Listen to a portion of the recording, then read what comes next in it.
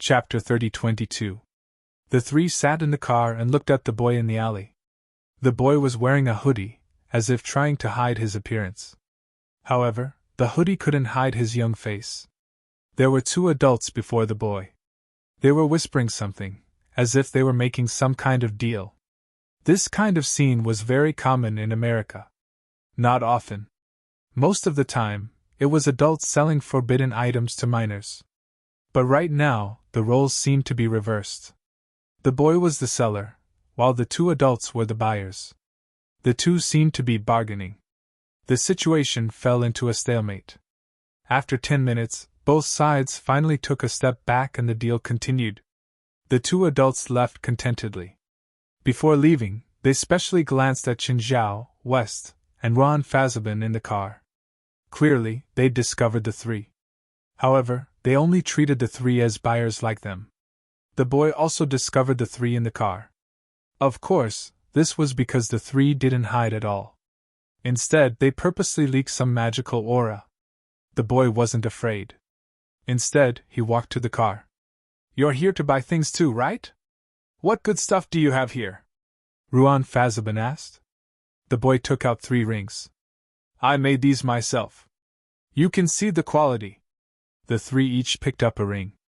Qinzhao and West could only tell the good from the bad. In their eyes, these things were even worse than the things in the recycling warehouse. Usually, Ron Fazabin's magic tools would fail occasionally. Or when the members of the association broke them, they would throw them into the warehouse, waiting to be broken down and recycled. As for the ring the boy took out, it was of an even lower quality than those recycled goods. From the material to the craftsmanship, to the effects. Every single one of them was proof of the taste of inferior goods. On the other hand, Ron Faxi obviously saw more things. The quality of the magic rings themselves was very low. However, this was a product limited by the boy's current magic power, magic level, knowledge, and materials. He'd done the best he could at his current stage. Of course, it might not be the best yet.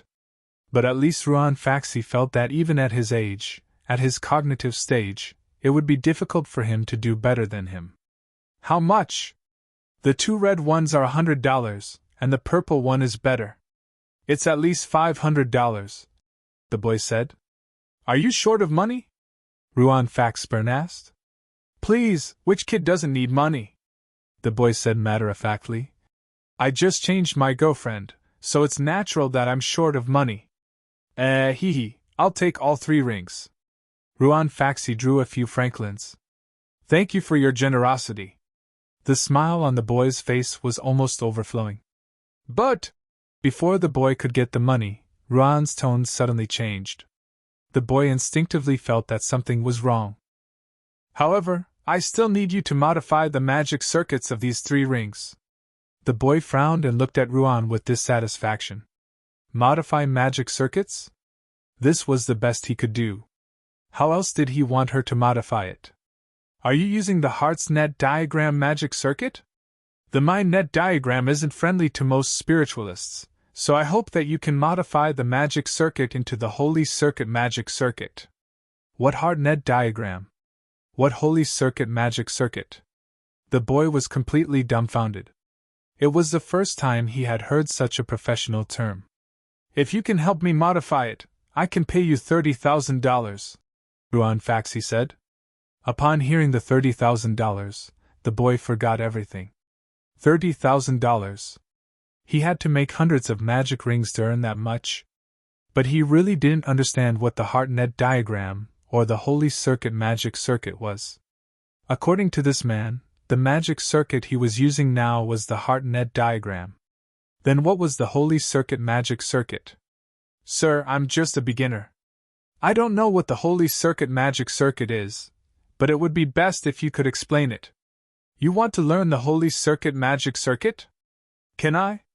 The boy looked at Ruan Faxi carefully. "Do you know how much a magic book for the Holy Circuit magic circuit costs?" How much?" "A complete version costs more than $6 million. If it's a simplified version or a separate book, it's between $500,000 and $1 million. The boy sucked in a breath of cold air. So expensive? Do you have a teacher? Ruan Faxi asked. Of course I do, the boy replied loudly. His answer seemed to be more of a way to boost his courage. Is that so? What a pity. I originally thought that if you didn't have one, you could follow me and become my student. At the same time, you could read my magic book.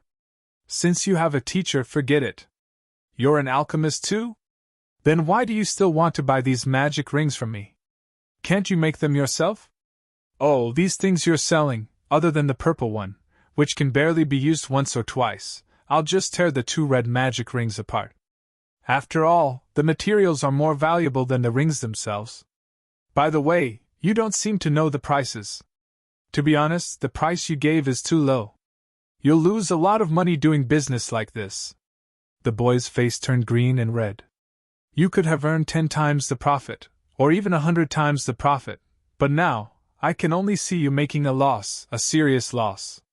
Your craftsmanship is crude, and you're selling it at an extremely low price, not even a tenth of the price of the raw materials. I really don't understand what your teacher taught you. You can't become rich like this. Do you know that alchemists are super rich? West and Qinzhao both chuckled without saying a word. Rich? You're not worthy of being called rich? Ruan Faxi was lying through his teeth. Alchemists indeed had a huge market profit. But at the same time, they also needed to spend a lot of money to maintain their research. The boy suddenly raised his head.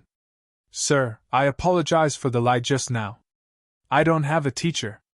I only found an alchemy book at home and learned everything by myself. Can you accept me as your student? Are you sure you don't have a teacher? Ruan Faxi asked to confirm again. Actually, he knew the boy's background very well. He even knew what color the boy was wearing today. Yes, sir. I swear. Do you know that alchemy can't be learned overnight? It requires perseverance and determination. Sir, I have perseverance. Chapter 30-23.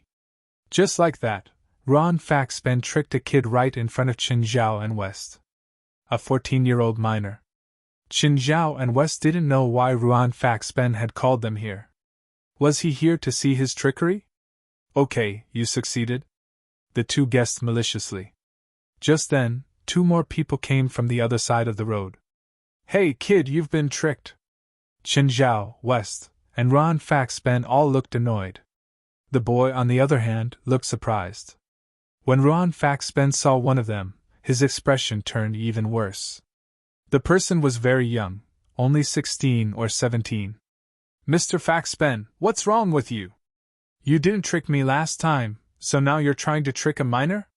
The young man's disdainful tone made Ruan Faxi even more furious. The boy looked at Ruan Faxi in surprise.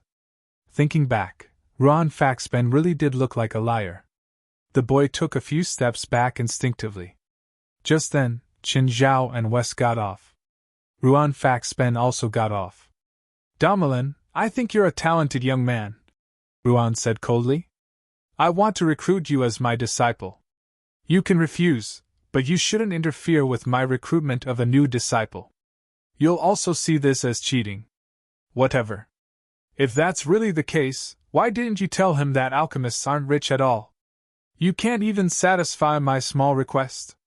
You actually lied to this kid and said that alchemists can make a lot of money, the young man called Damelin said bluntly. Just then, Qinzhao walked up and poked Damelin's chest. Kid, are you the young man who doesn't know what's good for him that Faxi talked about last time? With your vision, you're only worthy of the title of a fallen magician family. You originally had a chance to get rich and at least restore some of your family's glory. But your brain and your pitiful knowledge of your family's inheritance that should have been broken long ago made you miss your last chance. Serves you right for your family's inheritance to end. Just then, the man beside Damelin stopped Qinzhao. You'd better be polite to my people. Otherwise, I'll make you suffer. You want me to suffer? Qinzhao sneered at the man. Do you know who I am? I don't care who you are, but you better know who you're facing. Damelin stared at Qinzhao with a pale face. Qinzhao's words had deeply hurt him. Chen Zhao fished out a few rings from his pocket. Domelin's pupils suddenly contracted. These rings were all high-grade goods, and all of them exuded an astonishing magical aura. However, that was not the most important thing. The most important thing was that the main raw materials of these magic rings were from WIRMS. West stepped forward. Boss, the magic rings on your hand are obsolete. I forgot to give you the new ones. With that, West took out a handful of magic rings. Which ones do you need? Domelin's pupils suddenly constricted. What magic material is this? It felt even more amazing than the magic ring made from dragon materials. Why aren't there any magical spring rings? I like them. Boss, magical spring rings can only provide magic power. They're not that effective. But I like that color. Boss, I'll go back and make them now, Ruan Faxben said. Forget it. Without magical spring rings, I don't need these. Faxben, remember to improve the appearance when you go back. Yes, boss. Chen Zhao picked up a ring and put it on his finger. Then he looked left and right and shook his head. It doesn't look good. With that, Chen Zhao took off the ring. Under Domelin's shocked gaze, Chen Zhao crushed it. Chen Zhao looked at Domelin. Ah, sorry. I shouldn't do this in front of a poor mage family descendant like you. After all, you probably can't even afford dragon blood crystals. But you're not bad now. You're a good match for the person beside you. Domelin's expression did not need to be mentioned. The man beside him did not look too good either. Dragon blood crystals? He vaguely remembered that the magic shops in Los Angeles sold an extremely expensive magic material called dragon blood crystals. He'd heard of the price. It was definitely frighteningly expensive. But Chen Zhao had crushed a dragon blood crystal so casually. This was a waste of a heavenly treasure. Even though they knew that Chen Zhao was using this method to regain his face, they still felt that it was a waste. But they still felt that it was too wasteful. Sir, don't you think it's too much to insult a young man like this? Chen Zhao, West, and Ruan Faxben all looked proud. Am I insulting him? Chen Zhao turned his head to look at West and Ruan Faxben. No, I think you're letting those who overestimate themselves see reality, especially those poor mage families. Ruan Faxben found the joy of revenge. Chen Zhao looked back at the boy. Kid, let me introduce myself. I'm a billionaire. I don't think you're worth lying to you. Sorry, as a businessman, I have to focus on profits first. We came to you because we think you have value that can benefit us. No matter if it's in normal society or in the spiritual world, you have to show your value first before you can get the corresponding return. Don't be like him, who thinks that he should get $1 for every dollar he creates. To be honest, even alchemy isn't as profitable as you think. But I can guarantee that if you create $10 million, you'll get 1 million. As for them, you can follow them. Their goal is the same as ours, your talent. Forgive me for being honest, but you might need 20 to 30 years to earn $1 million. I can guarantee that you'll become a billionaire in 10 years, but you'll need to spend 1 or 2 years studying first. Okay, make your choice. Follow these poor guys or follow us. Domelin's expression became even worse. It wasn't just because Chen Zhao humiliated him every time. It was also because he was tempted. This man radiated the aura of a rich person from head to toe. This was a fatal attraction for the heir of a poor family. Looking at the boy, Ruan Faxben pointed at Domelin. You're not the only one, just like how he's not the only one. Ruan Faxben's words made Domelin feel even worse. Chapter 30-24. The man beside Domelin clenched his fists. It seemed like he could attack at any moment. Chen Zhao wasn't as tall as Domelin, but his gaze was condescending. Before you attack, you better know who my boss is, West said. Even your higher-ups don't dare to look at my boss like that, kid. Even if I threw your head in front of your house, the higher-ups in your family wouldn't dare to fart, West said. West looked at Domelin. I have to say that you rejected us and chose the worst. The only team that could compete with this supernatural organization in Los Angeles was undoubtedly the psionic team. Qin Zhao didn't attack because Damelin was just a small fry in the psionic team. He probably hadn't joined for long, or else he would have recognized Qin Zhao. Qin Zhao hadn't been to the psionic team's headquarters for long. It hadn't even been a month. This meant that the man before him and Damelin had joined the team less than a month ago. Of course, Damelin understood what West meant. He thought that he'd made a good choice. At least the psionic team had given him a lot of research support. In particular, the few requests that he had made were satisfied to a certain extent. But what people feared the most was a comparison between people. His teammate, who'd supported him before, suddenly became taciturn. It was as if he'd been scared by him. That was the truth, because Therma suddenly remembered something. When he joined the psionic team, the older generation had given him a warning.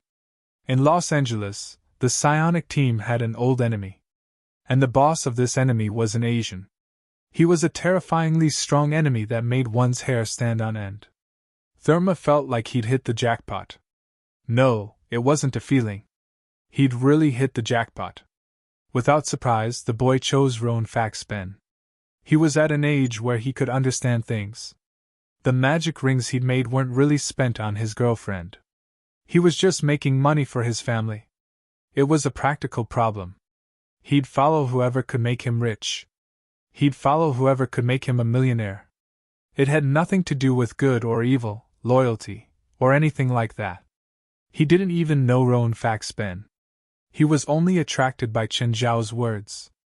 Even if Therma and Dom Iron gave him 99% of the profits, if the actual price of the sale was only a few $100s, why didn't he go with Roan Fassbender? Perhaps he could only get 10% of the profits, but a low rate of return would give him a higher return. It was like one was selling luxury goods while the other was selling daily necessities. Could the profits of daily necessities compare to the profits of luxury goods? Kid, you haven't introduced yourself yet. In the car, Roan Faxben said. Since you've come to my door, don't tell me you haven't investigated my identity? At least my name shouldn't be a secret. You're the disciple I've chosen. Behind you are my boss and my superiors. You should at least tell them your name instead of letting your teacher introduce you. The boy in the passenger seat looked back at Qin Zhao and West. Greetings, sirs. I'm Tamika. Hi, you can call me President or Qin. What organization are we? Righteous? Or evil? Actually, we're half a government department, West said. There's no such thing as righteous or evil. You just have to remember that we have law enforcement rights in California. Then can I teach those bastards in school a lesson without worrying about being taken away by the police? No, you can't. Also, even if you join the supernatural organization, you'll only be a technical support. Fighting has nothing to do with you. How long do I need to study to earn money? If it's just a basic salary, West said. But if you really want to earn money, you need to study with Faxpen for at least 3 years. Basic salary? How much? It's probably higher than your father's income. Really? My father's income isn't low, Tamika said excitedly. Actually, his father was a high-risk firefighter, so his income wasn't low. The average firefighter in Los Angeles earned more than $60,000 a year. However, Tamika's mother was sick, so more than half of his family's income was used to pay for his mother's treatment. His mother was also pregnant. In 4 months he would have a sister. But this also meant that his family would have another mouth to feed. At the same time, his father's promised family vacation plan at the end of the year would be ruined. This was how Americans spent money. Most families didn't have more than $1,000 in savings. But I'm still in school. Tamika looked at his teacher, troubled. I don't really care about school, but I can't tell my parents that I'm going to learn magic and that I'm quitting school, right? Don't worry. Soon you'll be transferred to another school. It's already been arranged. You can just report to the headquarters every day. As for your grades and attendance, they'll be reported to your parents regularly. In their eyes, you're still the good kid who goes to school on time. But Are you sure you won't be exposed? You should be in school now. Since we met here, it means that this isn't your first time skipping school. Tamika scratched his head awkwardly. Can I get my salary in advance? I want. Yes, this is your bank card. Your salary will be directly deposited into this card. But once you accept this card, it means that our relationship is established. If you break the promise, your misdeeds since young will be shown to your parents, including you being caught peeking at a girl's underwear, the teacher asking you to look for your parents, and the fact that you hired a father. Ruan Faxben said sternly. Tamika shuddered. He felt like he'd fallen into a wolf's den. Is it too late for me to back out now? Then your parents will receive this gift tonight. Tamika might only be 14, but he matured early. People said that children of the poor matured early. Tamika was an example. Also, your mother's illness isn't difficult to treat. Modern medicine can't solve it, but magic can, Ruan Faxben said. Really? Can I? Of course, but you have to wait until she gives birth. Also, you can use this time to study potions. Although I'm not an expert in potions, I still have many related books. Our chairman is also a top medical expert. You can ask him for advice. No, don't look for me. I don't have much time. Chapter 30-25. The supernatural youth fighting competition that West was in charge of was being prepared in an orderly manner. It wasn't hard for the supernatural organization to organize a low-level competition like this. It was just money. Everything was fine as long as they had money. Of course, it couldn't be compared to a high-end competition. For example, the Battle of the Holy Light was millions of light years ahead of the supernatural youth fighting competition. The Battle of the Holy Light used a mirror image of a city as the arena. The supernatural youth fighting competition was held in a regular stadium. Only the top forces in the world could participate in the former. The latter could basically be judged as a competition to make up the numbers. To be honest, those with real potential were almost unwilling to participate. Chen Zhao didn't interfere. He couldn't either. It was the best choice to leave it to West. Chen Zhao would only be a hindrance if he did. The invitations were sent out too. However, he wasn't sure how many people would participate yet. Europe, Switzerland. A man wearing a hat and a trench coat walked into the cafe. After looking around the cafe for a while, he walked towards a table. Carrie? Carrie raised her head and looked at the man in front of her. Bayan. The man before her was her adoptive father. He was Bayan, the deputy leader of the New Era Church, who was listed as wanted by the governments of various countries on TV. Bayan glanced at Xiao He, who was sitting beside him. He couldn't help but frown. Who is he? Interpol? Or a government agent? No, she's my friend, Carrie said. She came with me this time. No, she doesn't look like your partner. Bayan wasn't very skilled in the outside world, but he still had a good eye. I didn't say she's a thief. Anyway, you don't have to worry about her. Carrie rolled her eyes. Aren't you going to sit down? You'll be more conspicuous like this. And you're standing in the aisle. Are you afraid that people won't know you're wanted? Bayan still sat down. He looked at Carrie. Why did you come to me? You shouldn't have come. Of course. How did you become the deputy leader of a cult? Are you out of your mind? No, I know what I'm doing. Listen, Carrie, buy a plane ticket back to Los Angeles immediately. I'm not joking with you. Did someone threaten you? Bayan, come back with me. I know someone. I can ask him to protect you. Bayan rolled his eyes. Do you even know people? Bayan had watched Carrie grow up. She knew all too well Carrie's network of people. I am now a wanted criminal in many countries. I just need to spend some money. Carrie had thought about it. She would borrow money from Chen Zhao later. Since she had already borrowed $1 million, she didn't mind borrowing another $1 million. Anyway, you don't have to worry about my business. Go back immediately. I have my own business. Bayan, is the cult your career? Don't lie to me. You don't have any faith at all. You don't even believe in a proper religion. Why would you run over to a cult? And that new era, how stupid is the person who came up with this name? Shut up, don't talk about this name casually, Bayan said in a low voice. I won't leave unless you come back with me. Go back? I'll be caught as soon as I reach the airport. How can I go back? Don't be stupid, Carrie. You don't have to worry about my business. Just leave. That's impossible, Carrie said calmly. Maybe I should yell right now so that you can't escape. Bayan's face darkened. Carrie, it's dangerous here. I'm serious. You shouldn't have gotten involved. So you knew that you joined a cult, or were you forced to join? In short, I was safe before you came. You made me less safe. Fine, we'll leave today. Shall he book the plane tickets? A moment later, Carrie showed Bayan her phone. Look, I've already booked the tickets. Bayan stared at Carrie with a dark expression. Don't play tricks like this. It's not funny at all. Who do you think you are? You only have enough money for a round trip.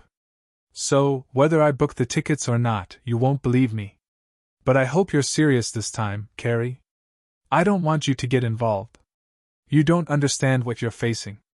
Magic? Werewolves? Vampires? Gods? Bayan, I've come into contact with some mysterious things in the past few months. I know much more than you can imagine, Carrie said disapprovingly. Come on, you've come into contact with magic? You even need to use a computer to add and subtract from 1 to 10. Can you understand magic formulas? Carrie was furious. She gritted her teeth and glared at Bayan. She glanced at the coffee cup on the table. Slowly it floated up. Bayan was shocked.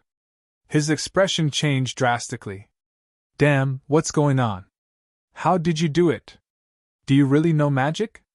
Humph. What else do you have to say? Heavens, how is that possible? Tell me, Carrie, is there really magic in this world? Didn't you join an evil cult? The person who brought you in should have shown you some supernatural power. Otherwise, with your rationality, you wouldn't have joined. Maybe they gave you some unrealistic promises, such as money, women, power, and so on. Anyway, it's no different from a demon bewitching people. Bayan was speechless. He felt very uncomfortable. Because Carrie's words were spot on. Carrie, did you join some peacekeeping organization? Are you here to investigate the new era behind me? No, I'm just here to take you back, you idiot. A trace of disappointment flashed in Bayan's eyes. He sighed. Forget it, go. Even if you have supernatural power, you can't fight against the new era. Listen to me and leave. Do you think I'll leave empty-handed? Or you can give me the information about the new era. I'll call the police and let them handle this matter. You can be a tainted witness. Carrie, you're too naive. How much information do you think I have? You're the deputy head. You should know a lot, right? No, in fact, the information I have is pitifully little. I'm not sure if all the police in Switzerland can solve this. I heard that Switzerland is an active area in the supernatural world. There should be professionals involved. Don't worry. Supernatural world? Is that what people with superpowers like you call it?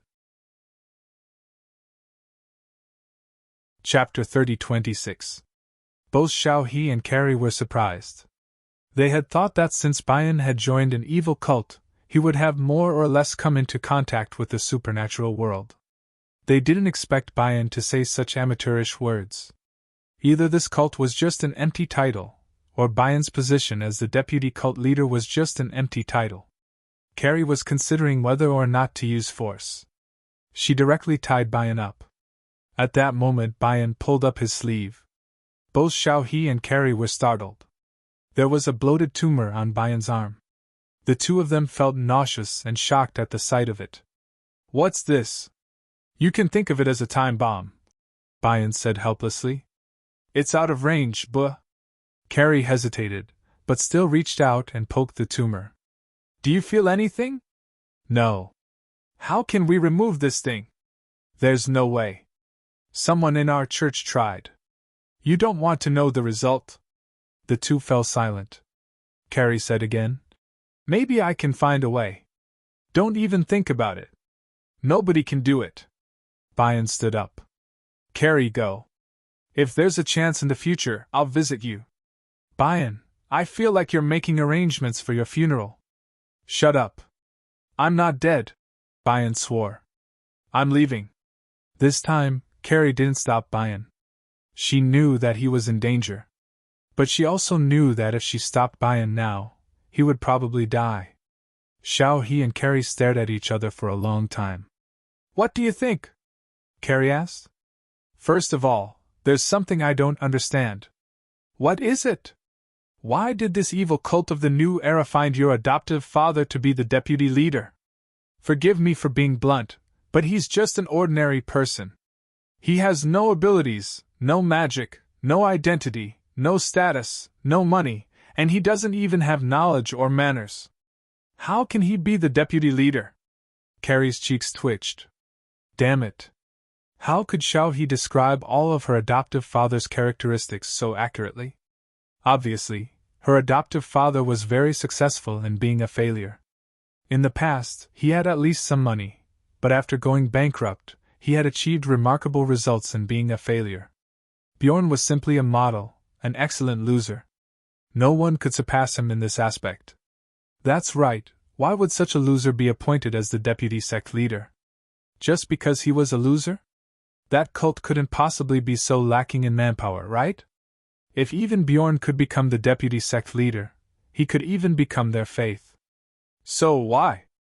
Carrie was also full of doubts. Could it be that Byron has something that the cult needs? If I were the person in charge of the cult, I would have used force. I can't imagine how difficult it would be to get something from him. Maybe a round of beatings would be enough. Even if it was a gentler way, I reckon he would have gotten the thing he needed by sleeping with a woman, and then he would have thrown it away after getting it. That's why your adoptive father got the position of deputy hierarch in such a strange way. Jiao Liwen felt that her adoptive father was really useless according to Xiao He. But why did it feel so real? Alright, you're right, but can you stop complaining about my adoptive father's shortcomings? For the first time, Jiao Liwen felt that Xiao He had such a sharp tongue. Alright, let's get down to business. Why do you think? How would I know? Let's make a hypothesis. If the cult really wants to get something from your adoptive father, then what can't they take away?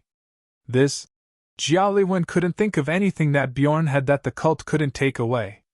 Life? No, it's not difficult for the cult to kill 1 or 2 people, especially a piece of trash like Bjorn. It wasn't life, nor was it a soul. Just then, a loud noise came from outside the coffee shop. Then, the coffee shop started to shake violently, as if there was an earthquake. The customers and employees in the coffee shop were all frightened. Xiao He and Jiao Liwen looked at each other and hurriedly ran out. The explosion came from across the street from the coffee shop. Then, they saw Bjorn escape into a car. 2 people leaned out of the car and fired at the car behind them. In the car behind them, 2 people were brazenly using magic. In any case, the one in front used a machine gun, and the one in the back used magic. Jiao Liwen and Xiao He were dumbfounded. Were all the European spiritualists so tough? They were using magic in public. Were North America and Huaxia outdated? Judging from the situation, it was obvious that the people using machine guns couldn't beat the people using magic. Of the 2 gunmen using machine guns, half of one's body was hit by a thunderstorm. Then, half of his body was gone, and his severed body hung on the car window. As for the machine guns they used, when they hit the spiritualists at the back, they would create ripples in front of them. Clearly, the magic shield protected them well. Jiao Liwen, what do we do? For a moment, Jiao Liwen didn't know what to do. After all, it was her first time seeing a magic battle. Or rather, she saw half of the magic casters. A hail of bullets and magic missiles collided. Let's wait and see. Jiao Liwen decided not to move. She was worried about Bjorn's safety. But she didn't know what was going on. Just then, Bjorn's car started. It seemed that they also realized that they couldn't beat the people behind them in a head-on fight. Then, the flying car sped. Xiao He, hold my hand. Jiao Liwen immediately summoned Jiao Wu and pulled Xiao He onto its back. After Xiao He and Jiao Liwen rode on Jiao Wu's back, they automatically entered stealth mode. Jiao Wu, catch up with the two cars in front. Jiao Wu immediately started. Its speed wasn't any slower than the two speeding cars in front. The two cars chased and fled. Jiao Wu chased with all its might. Unknowingly, they had arrived in a dense forest. Suddenly, the door of Bjorn's car opened, and half of a body was thrown out. At first, the people behind them didn't care. However, a sudden change occurred. The upper half of the body suddenly squirmed and turned into a bloody monster. The monster looked like a strange ooze monster, but it exuded a bone-chilling aura. Whoosh! The bloody monster suddenly spat out a mouthful of pus. The car behind them didn't have time to stop. Instantly, half of the car melted.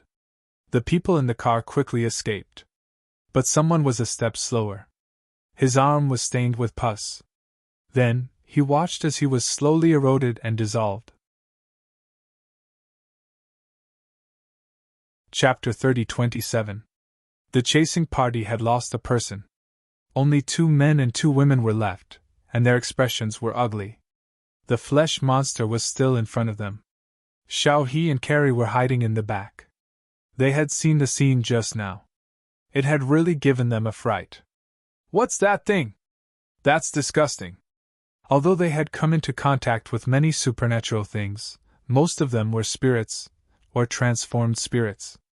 However, the vast majority of them were either spiritual bodies or transformed into spiritual bodies. A small portion of them were magical beasts. They had never seen such a thing before. The flesh monster had subverted their definition of the word disgusting. It was disgusting to the extreme. The 4 people were helpless against the flesh monster's attacks. A burst of flames landed on the flesh monster's body, creating a splash. A normal person would have been badly mangled. But the flesh monster itself was badly mangled. The only one who had an obvious effect was an ice-type mage. Although it could not deal fatal damage to the flesh monster, it was very effective in slowing down the flesh monster's movements. But it could only slow it down. The damage of ice magic was also penetrative. If it was a normal creature, a few icicles would be enough to deal with it. If it was not dealt with, a few more icicles would be enough to kill it. But for this flesh monster, even 10 or 20 more would be useless. Then the 4 people began their famous strategy, kiting. It went smoothly at the beginning, but not long after, something went wrong. Seeing that it could not catch up to the 4 people, the flesh monster shot pieces of flesh at them. These pieces of flesh were directly separated from its body. Just like the first victim, the moment they touched a bit of flesh, their entire body melted into a pool of unknown liquid. If they landed on the limbs, it was fine. If they could cut them off in time, they could at least stop the melting process. But if they landed on the main body, neck, or head, it would be troublesome. Another person was hit. It was one of the women. At first, it got on her clothes, and in a panic, she slapped it off with both hands. Then her hands began to dissolve. She screamed in pain, but could not stop the flesh from dissolving. It was an extremely horrifying and disgusting scene. The expressions of the remaining 3 people were terrible. Fortunately, the flesh monster's splattered pieces were not large, only a few meters in diameter. If they left that range, they would not be a threat. Distance yourself! Don't get close to that organic fusion! The remaining woman shouted. The other 2 men were probably her direct subordinates, and they listened to her orders. I'll use ice magic to freeze its movements. Magni, use lightning magic to completely shatter the ice. Wade, you'll be in charge of burning the flesh and blood within it to ashes. The woman deploys in an emergency. The 3 of them formed a triangular encirclement, while maintaining a distance of at least 5 meters from the organic fusion body. The woman was the first to cast a spell, and this time, she cast it with the greatest amount of magic power. Freezing wind freeze! The surrounding temperature dropped very quickly, with the temperature falling the fastest in the range of the organic fusion body. Even Carrie and Xiao He, who were more than 30 meters away, felt a piercing chill. The organic fusion body was freezing rapidly. It did not seem to be completely unconscious. It fiercely shot a piece of flesh at the woman, trying to interrupt her spellcasting. However, the woman's magic had already been fully activated. The melted flesh and blood turned into ice cubes in midair and hit the woman's body, but she was unscathed. Soon, the organic fusion body could no longer split into pieces of flesh and blood. Its flesh and blood had already been frozen solid. "Can I attack now?" The two men could tell that their boss was having a hard time maintaining this ultimate spell. "No, only the outer layer of flesh and blood has been frozen. We need to completely freeze it. If she were to shatter the outer layer now, it would be completely meaningless. Instead, it would cause all her previous efforts to go to waste." She was also trying her best to maintain the output of magic power. However, the amount of magic power consumed by this ultimate spell was too shocking. Every additional second of maintenance was a huge test for her. The outer layer of the organic fusion body was already covered by ice cubes. However, the woman was still holding on. This lasted for almost 10 minutes. Finally, the woman collapsed to the ground. "Magni, do it!" Magni had been waiting for a long time. He shouted, "Thunder Meteor!" A terrifying arc of lightning shot out from Magni's palms. Boom! The organic fusion body was blasted into more than 10 pieces. Wade didn't need the woman's reminder and immediately went to cast fire magic. Fire magic was very ineffective against the organic fusion body as a whole. However, it was very effective against the shards. Finally, with the sacrifice of 2 companions, the organic fusion body was finally destroyed. The remaining 3 were extremely tired. Moreover, they didn't look happy at all. They had sacrificed 2 people and their target had escaped. It could be said that their mission had completely failed. After a few minutes of rest, the woman suddenly looked at where Carrie and Xiao He were hiding. "Are you going to come out yourself, or do I have to force you out?" Xiao He and Carrie were both startled. They were like Hanwu, achieving physical invisibility. Unexpectedly, they were still discovered. Helpless, the two could only reveal their true forms. However, the moment they did so, everyone, including the woman, was shocked. Xiao He and Carrie suddenly felt like they had been tricked. Too stupid. How could they be so stupid? The two even wondered if Qin Zhao would be punished more severely if he found out about this. "Who are you?" the woman asked. "Are you from the New Era Church?" "No, no." Carrie hurriedly waved her hands. "We're here for a vacation. We just happened to see you chasing on the road, so we followed to see what happened. Which country are you spiritualists from? Shouldn't you introduce yourself?" Carrie said. "Switzerland, Duke's Palace, Crandall's." "We're from America, Los Angeles," Carrie said. "You followed us secretly. If you were just watching, that's not right. You didn't help us. We're not good at dealing with these things. We're better at dealing with spirits and magical beasts." When Crandall's heard that the two women were from North America, he was already half convinced. He had heard about the situation in North America. It was a magic desert. "Foreign spiritualists, you need to go back with us to register." "Will they restrict our freedom?" "We will do a preliminary investigation on your intentions and identity. After confirming that there are no mistakes, you'll be free. It won't be long, at most a day." Chapter 30-28.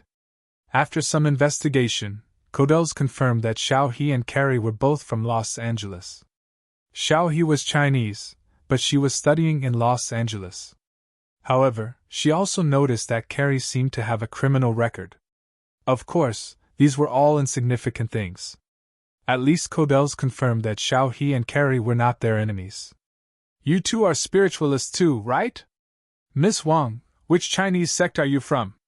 Codels asked. Codels was more interested in Xiao He. It could not be helped. The supernatural world in China was too active. There were many mountain gates and sections.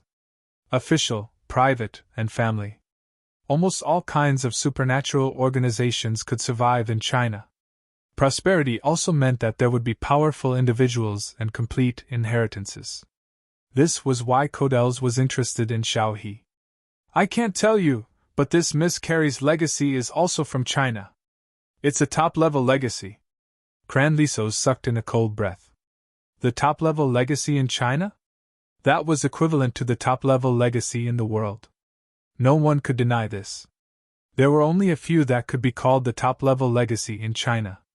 Only Buddhism and Taoism had the right to be called the top-level legacy. Since Carey was a woman, it was obvious that she would not care about them. Then it could only be Taoism.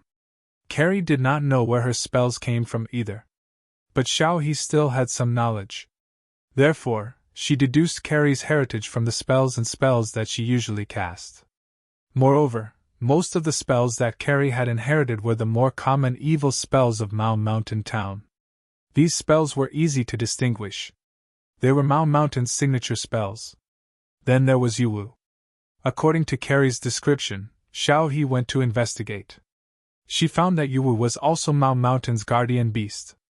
Codels looked at Carey in surprise. Are you two interested in joining our organization? Your organization? Is the Swiss Duke's palace official? No, but we're supervised by the government. Sometimes we'll accept missions from them. Xiao He and Carey looked at each other. It felt like the Swiss Duke's palace was similar to the supernatural organization. They already knew that Qin Zhao was the leader of the supernatural organization. The supernatural organization was also a similar organization. But it was also different. The supernatural organization was working for the government in exchange for the government's benefits. If the government did not give them any benefits, then everyone would part on good terms. It was more like an employer-employee relationship. But what was up with this Swiss ducal palace? Only obligations, no rights? Sorry, we all have our own organizations, Xiao He said. Is that so? What a pity. Cranlisos wasn't surprised. It was very common for spiritualists to form teams. Can you tell me about the group of people you fought with yesterday? They're a cult. New Age. Have you heard of them? I've heard of it. There was nothing to deny. It had already been reported to the media. It would be a lie to say that he had never heard of it. What kind of magic is that? That's not magic. It's a product of twisted technology. If it's magic, it would be easier. After all, magic has been evolving for thousands of years. No matter how strange the magic is, we can trace it back to its source and find a way to break it. But this kind of twisted technology is a big headache for us. That doesn't seem too difficult to solve, right? It wasn't that Xiao He and Carey were looking down on each other. At least they felt that if it were the two of them, it wouldn't be a problem to deal with dozens of them at once. It wasn't like Cranlisos, who only managed to kill one of them after losing 2 out of 5 of them. Those monsters are called organic fusion bodies. As you can see, they're extremely troublesome, but that's only the lowest level of monsters. Besides, the most troublesome thing about organic fusion bodies is that they can fuse infinitely. A true infinite fusion. Cranlisos said with difficulty. A month ago, our ducal palace had a huge battle with the New Age. We won, but it was a terrible victory. All our main forces were killed, 60 in total. I was originally a second-string member, following a teacher. I was still on probation, but after my teacher died, I was promoted to official combat force. So were my teammates. No wonder. They were only second-string members. They were just forcefully promoted. Even though their identities had changed, their nature didn't change. They were still second-string members. That New Age is that strong? Cranlisos smiled bitterly. If they weren't strong, they wouldn't have been able to roam around Europe. Isn't that their full strength in Switzerland? No.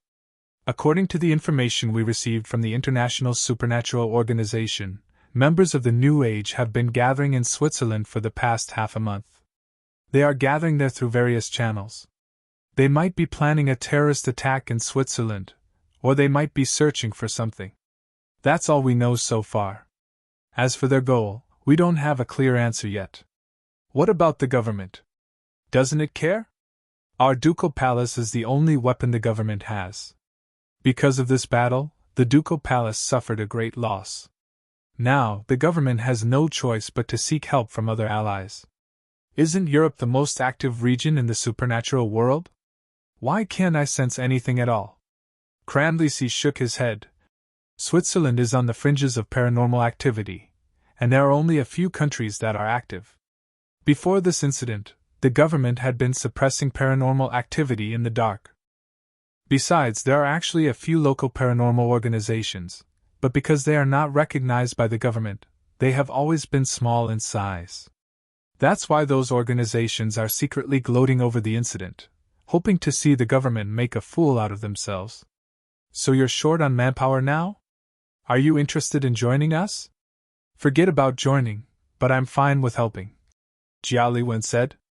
They lacked information and were completely clueless about the current situation.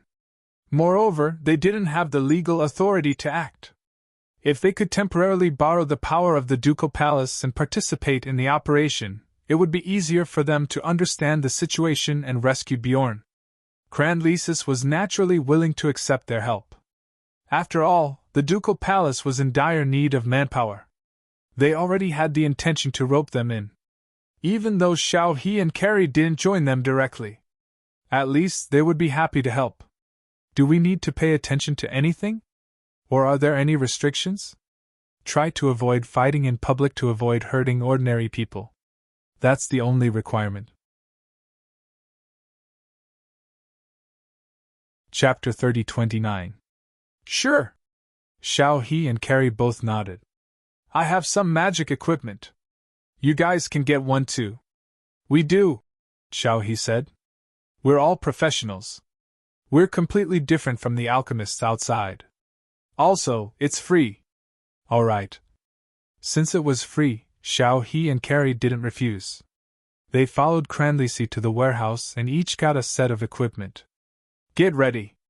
We're leaving soon. So soon? Didn't you say it's night? Yeah, it's night. But we still have to count the time on the road. Xiao He and Carrie sat in the back seat while Cranleysy drove. There were 6 cars in front and behind them. Including the 2 of them, there were 21 people. What's this ring for? It's a magic storage ring. It can replenish your mana after you use it. You'll be able to recover in 20 minutes. I have one too. Can I use 2 at the same time? Carrie asked as she took out a golden ring. Cranleysy glanced at it through the rearview mirror and almost forgot to step on the gas. How did you get a golden scale dragon ring? Is this thing called a golden scale dragon ring? You don't know? This is the first time I've heard of it. Xiao He, have you heard of it? It's the first time I've heard of it. I have too, Xiao He said. How is that possible? Where did you get it? I got it from an evil spirit. What? No, nothing. They couldn't possibly say that they were trapped in a dungeon and struggled in that dungeon for almost a month. Carrie continued to rummage through the bag and found another pendant. What's this for? Pendant of Spirit Explosion. It can increase your magic damage by around 10%. It's useless. What about this? Power of Illusion. It can transform into the shape of any weapon you want, but it consumes a lot of mana. What about this? Holy Water. It can remove most curses. What about this? Antidote. What about this? Unyielding Strength. It can increase your magic resistance and powerlessness resistance. Carrie was a little disappointed. Although the magic tools in the bag were free, they were not enough. Although the magic items in the bag were free, they overlapped with her own equipment and potions. Moreover, they were all weakened versions of her equipment and potions. Moreover, most of them could not be stacked. In other words, none of these things could be used. Xiao He was almost the same. She had also obtained a lot of equipment in the instance dungeon. Just his pocket alone was probably stuffed with a few rings. There were still a lot of magic concoctions in the small bag hanging on his waist. The car stopped on the outskirts of their destination. Everyone began to check their equipment. Then, he approached his destination on foot. Not long after, more than 20 people came to a cave in the forest. There were a few people outside the cave. They were all armed gunmen. Both Carrie and Xiao He noticed that all of them had a sarcoma on their arms. Just like Bayan. The two of them looked at each other. Is Bayan here too? At this time, Cranlisi said in a low voice. Follow me later. Use ranged magic when I attack. We can't give them time to react. If they activate the parasites, we'll be in trouble. Get ready. Aren't you going to use ranged magic? Instantaneous, Carrie said. In fact, Yuan Wu was ready to strike. You have enough time to prepare a more powerful spell, Cranlisi said. In her opinion, channeling spells were definitely more powerful than instantaneous spells. So, she felt that Xiao He and Carrie should choose channeling spells. Both Jialiwen and Xiao He felt helpless. They could only cast spells instantly. Perhaps it was because Chen Zhao had taught them. Chen Zhao scoffed at spells that required chanting, especially those that took a long time. So, he kept emphasizing that they did not need to use spells before him. Chen Zhao considered any spell that took more than 1 second to charge up as trash. He always said that 1 second was enough for him to whip a corpse 100 times. So, Carrie did not need to charge spells at all. Xiao He could do it, but compared to the instantaneous release of magic, her charged magic was not enough. Forget it. Cranlisi did not have time to argue with them. The others were almost ready and could attack at any time. Attack! In an instant, Xiao He and Carrie moved as well. Xiao He suddenly stood up and grabbed at the two people in the distance. Refined blood explosion! In an instant, the two men were blasted into a bloody mess. Carrie's reaction was not slow either. Yuan Wu burst out instantly. In the blink of an eye, it reached a gunner. With a swipe of its paw, the man flew away. Another swipe, another flying. Finally, another swipe. In less than half a second, all three of them were killed by Yuan Wu. Cranlisi and the others stood rooted to the spot, shock written all over their faces. Was this a joke? The two of them had killed 5 people together. There were only 2 people left. They immediately aimed their guns at Carrie and Xiao He. No nonsense, just shoot. Refined blood explosion! In an instant, the two of them also exploded into flowers. Cranlisi's face was full of disbelief. The two of them had killed all the sentries? Good job, Cranlisi said. She did not expect Xiao He and Carrie to react so quickly. They were even faster than her, the one who gave the orders. It was too easy. It felt like the 8 people were like lambs. They were like tigers. What's next? Enter this cave. This is a new era stronghold. I heard they are researching a new type of organic monster. The others came to clean up the corpses on the ground. The people Xiao He killed did not even have a chance to resist before they were killed by Xiao He. Only those who were killed by Yuan Wu were still intact. These corpses were quite troublesome. If they didn't deal with it properly, it wouldn't be long before the parasites on their arms completely took over their bodies. Then they would turn into organic amalgamations. It was the thing that Xiao He and Jiali Wen had seen today. Cranlisi reminded them. Kill all living things in this cave, be they human or animal. If you don't destroy them within 10 minutes, they will devour the host's body and turn into the thing you saw today. The two of them did not dare to be careless. They carefully followed Cranlisi's crimson. Chapter 30. The journey was rather smooth. They didn't encounter any attacks. The infiltration was successful. Everyone was excited. After all, so many people had infiltrated the enemy's base. They could definitely achieve an important strategic goal. But Carrie and Xiao He weren't very happy. Qin Zhao had once said that an infiltration attack was completely different from a head-on battle. In an infiltration attack, there couldn't be more than 2 people, or even more than 2 people. It was almost impossible to infiltrate with more than 2 people. If more than 2 people could still infiltrate successfully, it could only mean that the enemy had let them in on purpose. There was a trap waiting for them. Carrie and Xiao He tried to explain what they were thinking. But Cranlesis didn't believe them at all. More accurately, she and the people from the Duke's mansion were immersed in the joy of their successful infiltration. Carrie and Xiao He already regretted working with them. 20 people had successfully infiltrated? What the hell was this? From the moment they set foot in this place, they had probably already discovered it. Now, the two only planned to go home and get married after this battle. No, to leave the Duke's mansion. The places they had infiltrated were all kinds of pipes of various sizes. Some of the pipes were still leaking air. Carrie and Xiao He glanced at each other. This was definitely a good place to attack. If the enemy had individuals who were good at concealment. Suddenly, a member of the Duke's mansion screamed without any warning. When everyone turned around, they realized that the person had been dragged above the pipe. It's an organic mutant! Everyone be careful! Both Carrie and Xiao Hector recalled the targeted training they had received. It was this kind of concealment type of enemy. Watch out! Xiao He suddenly yelled and threw a black substance into the air. It hit an organic mutant that had just popped its head out. The organic mutant was about to attack one of them. Xiao He's black substance landed on the organic mutant's body, and the organic mutant instantly twisted and fell to the ground. Kill it! Everyone focused their fire, and the organic mutant was blown to pieces. There's another one!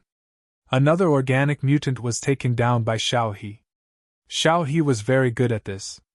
These organic aberrations were very strong and fast, but they were also very fragile. They were like lynxes that had shed their skin. Their bodies were drenched in blood and looked extremely terrifying. They could easily grab an adult, then use their corrosive claws to make the prey lose the ability to resist in an instant, and then drag them into the darkness to tear them apart in less than a second. However, their resistance to attacks was very weak. As long as they could detect or predict their movements in advance, they could be shot down instantly. What Xiao He practiced was a magic art passed down in her family, the blood-refining spell. This spell was both offensive and defensive. In a head-on confrontation, it was extremely lethal. Even if it was a defensive counterattack, he still had a strong ability to control the situation. Xiao He didn't need to kill them directly. She just needed to discover them in advance, and then cast the necrosis spell, and they would temporarily lose their ability to move and fall from their hiding places. Scurvy was a spell that directly created a blood clot inside the enemy's body. It was very effective when the opponent was least expecting it. This was especially true for organic aberrations that had low magic resistance. One shot was enough to render the organic mutant immobile. She didn't need to worry about the rest. The people from the Duke's mansion were more than happy to finish them off. As for how to discover these hidden organic mutants, it was very simple. Jiawen and Jiawa shared their senses. Jiawa had already discovered all the organic mutants nearby.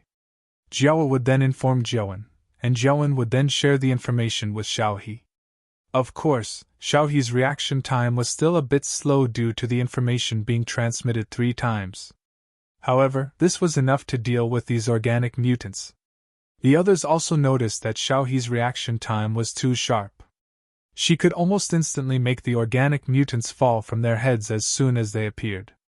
By the time they reached the end, they had already eliminated more than 20 organic mutants.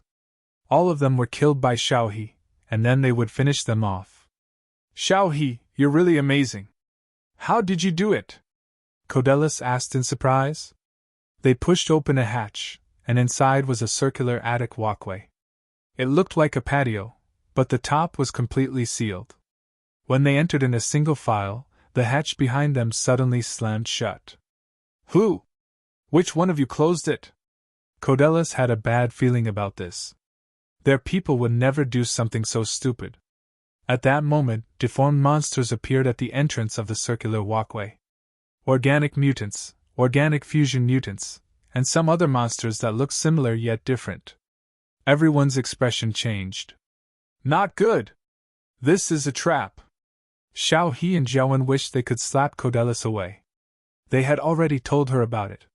She had always refused to accept their argument. They had even reminded Codelus again when they were in the exhaust pipe.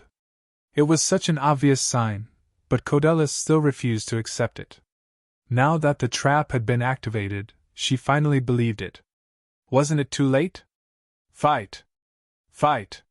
Codelus was trying to rally everyone. However, from her expression, it was clear that she had lost all hope. Just like her, the others had similar expressions of despair. Xiao He and Jiawen were standing in a corner.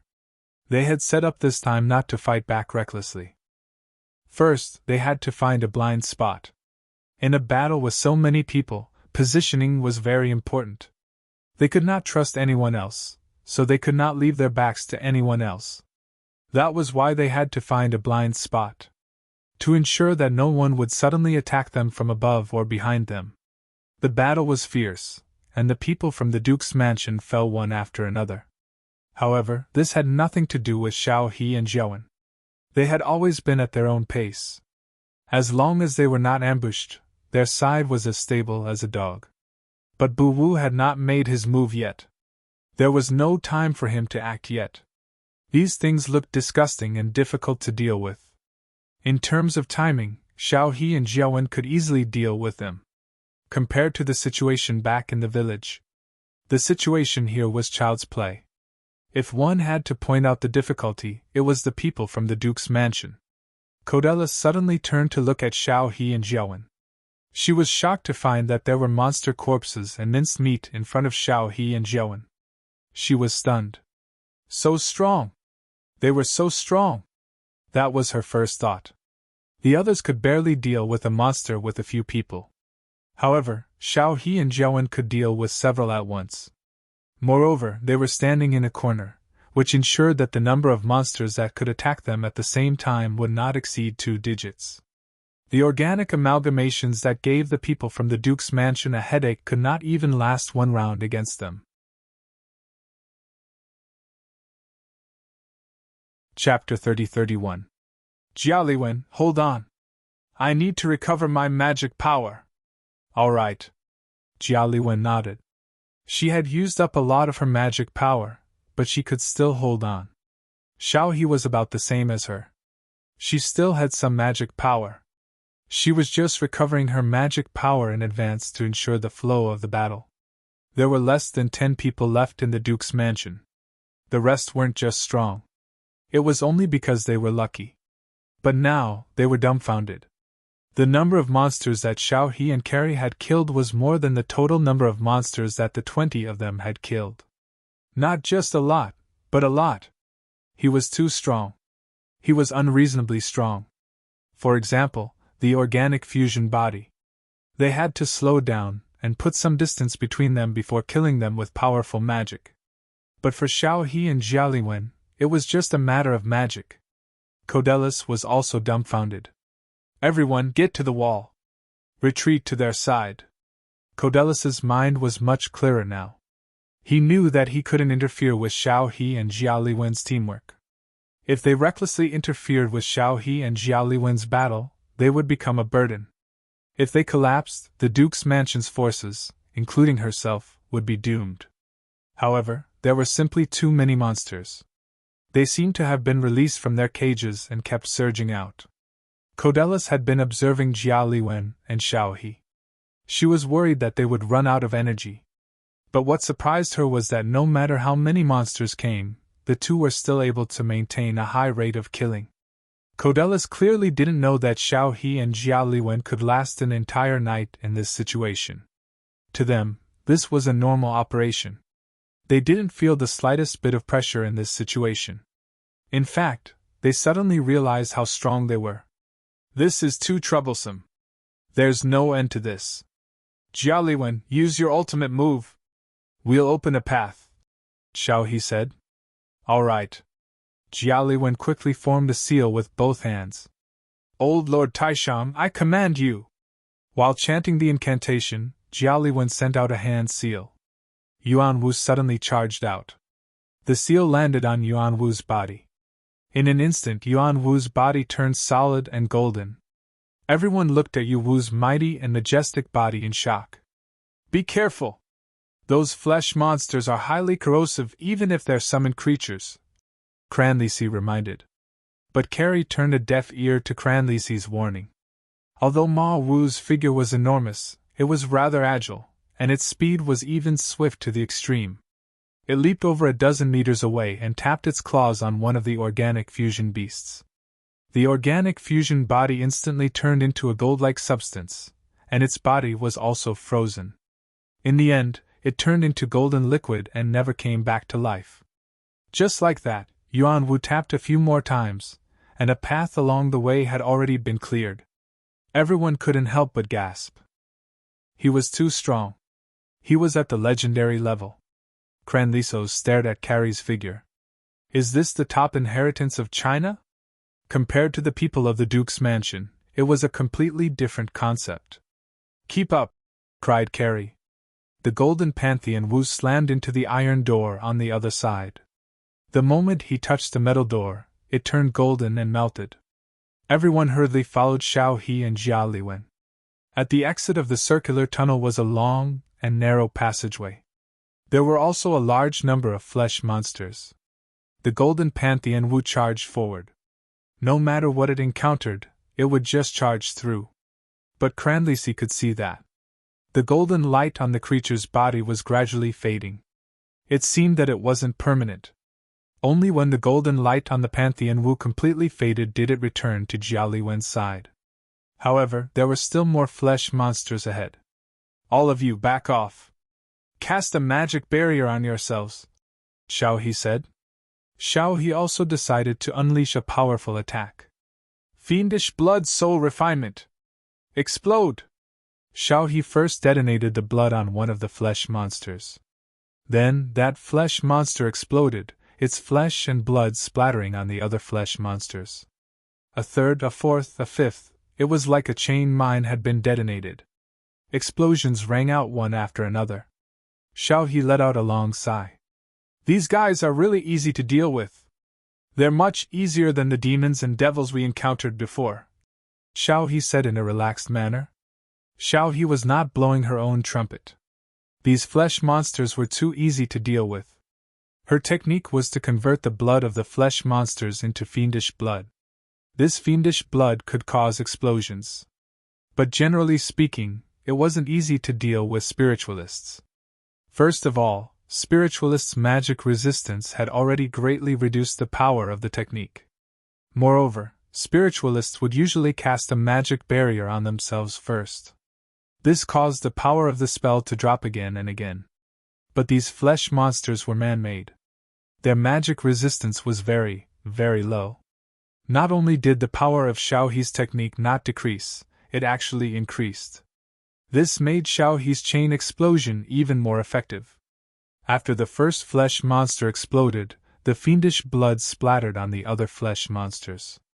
The flesh monsters that were caught in the explosion would also self-detonate due to the fiendish blood.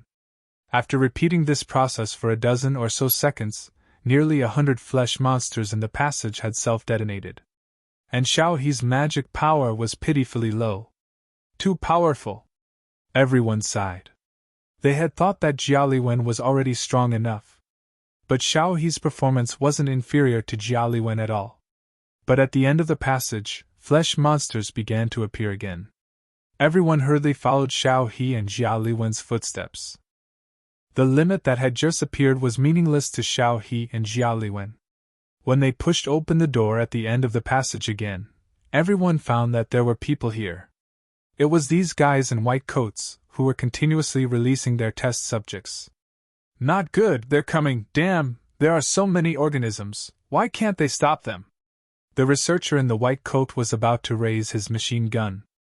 But at this moment, the murderous people of the Duke's mansion all glared at the researcher.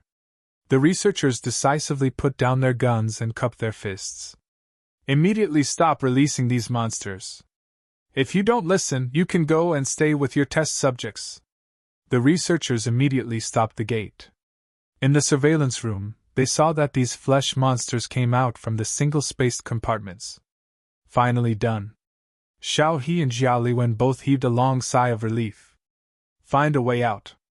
It's too dangerous to stay here. Chapter 30-32. They had finally escaped safely. They had also captured a few technicians along the way. Although many people had been sacrificed, they were still quite happy. "We still have things to do, so we'll be leaving first," Xiao He said, planning to part ways with the Duke's people. "Where are you going?"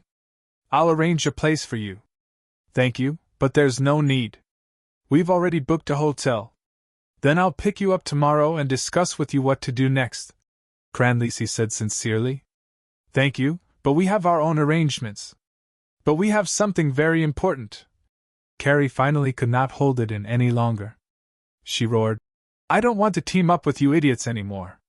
You've really changed my view of idiots. Are you professionals? Even pigs are more professional than you. Those weak things, apart from being ugly, what's so special about them? Nothing, absolutely nothing. They're 100 times weaker than our cockroaches, yet half of you people died. What surprises me the most is that you idiots can still laugh after your comrades died. I don't understand what you're so happy about. Did those dead idiots steal your girlfriends? Or did they sleep with your mother? Fuck! Why would I team up with you? Is there something wrong with my brain? Heavens, you're really not suited to this game of saving the world. Go find a job washing dishes. Only by doing that will you be safe." The people of the Duke's mansion were frightened by Carrie's roar. The louder Carrie's voice, the more unpleasant her words were, the less the people of the Duke's mansion dared to retort. From a certain point of view, Carrie was right. But they were also somewhat indignant. "It's not that we're too weak. It's that you're too strong," someone muttered in a low voice. The people of the Duke's mansion agreed with this statement. That's right, it wasn't that they were too weak. It was simply that Carrie and Xiao He were too strong. These two women were ridiculously strong monsters. They had never seen such strong people before. Carrie left in a huff. Xiao He was not happy with the strength of the people of the Duke's mansion. However, she did not think that it was necessary for Carrie to shed all pretense of cordiality with them. "Carrie, you shouldn't do this. At the very least, it's not the time to fall out with them yet. After all, we still need to rely on them to obtain information. You've made us lose our only source of information." Jiao Liwen had been impulsive just now, and she had already vented most of it. "I know I shouldn't have done that, but I just couldn't help it. Those guys are simply unreasonable. Did they learn magic in kindergarten?" Although it was a bit too much to say that they were from the Duke's mansion. However, as the person involved, Xiao He felt that it made sense. Of course, Xiao He was much more rational. "I think the biggest problem is our teacher. If Mr. Chin can be called a teacher, I think it's because of his oppression. Without his oppression, perhaps we wouldn't have our current strength." Carrie was silent, although she was very unwilling to accept this. But that was the truth. Time and time again, he had narrowly escaped death. That was how they came to be. Now that he thought about it, it seemed like it was all thanks to Qin Zhao. She didn't even want to remember those days. It was precisely because of the beatings and near-death experiences that they had their current strength. After returning to the hotel, the tired two went to sleep early.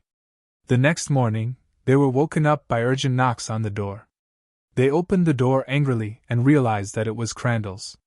"Miss Jollywen, Miss Wang, please become our instructor." "Huh!" The two's anger disappeared instantly. Instead, their faces were filled with question marks. "Are you serious? You want us to be an instructor? We're still someone else's students." "No, there's no mistake. We are very sincere and serious in inviting the two of you to become instructors of our Duke's mansion." Cranlisi looked at Xiao He and Carrie with a serious expression. "No, you don't understand. We don't have the qualifications." They didn't think that they had the qualifications. Because in Qin Zhao's eyes, they were still as young as babies. It wasn't just him who thought this. The people from the supernatural organization thought so too.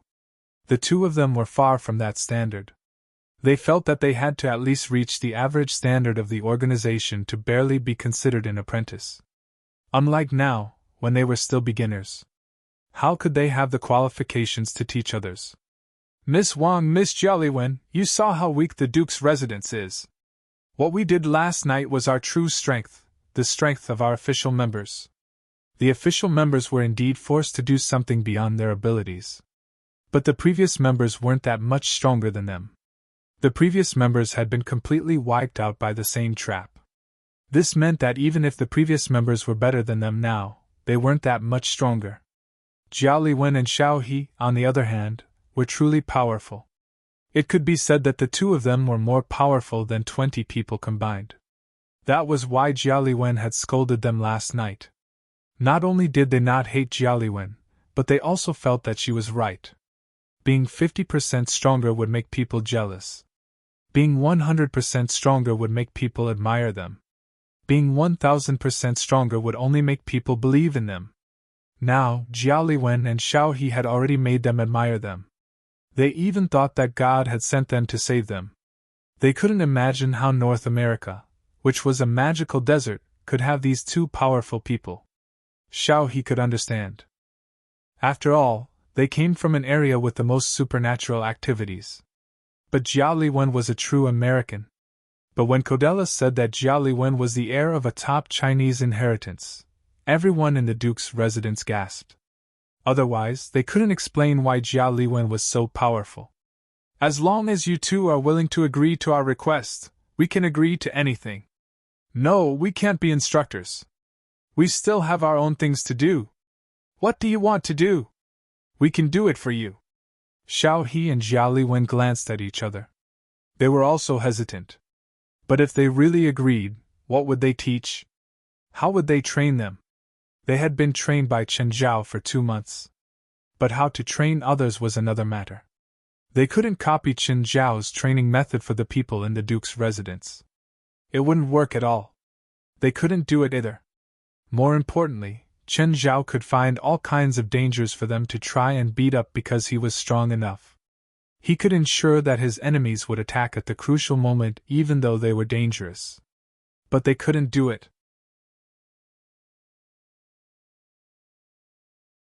Chapter 30-33.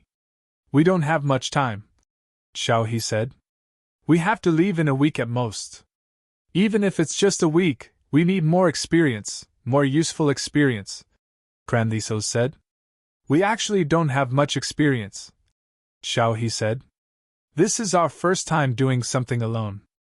In the past, it was always that, our teacher who took us on missions. It's just dangerous missions after dangerous missions that put us in extreme danger every time.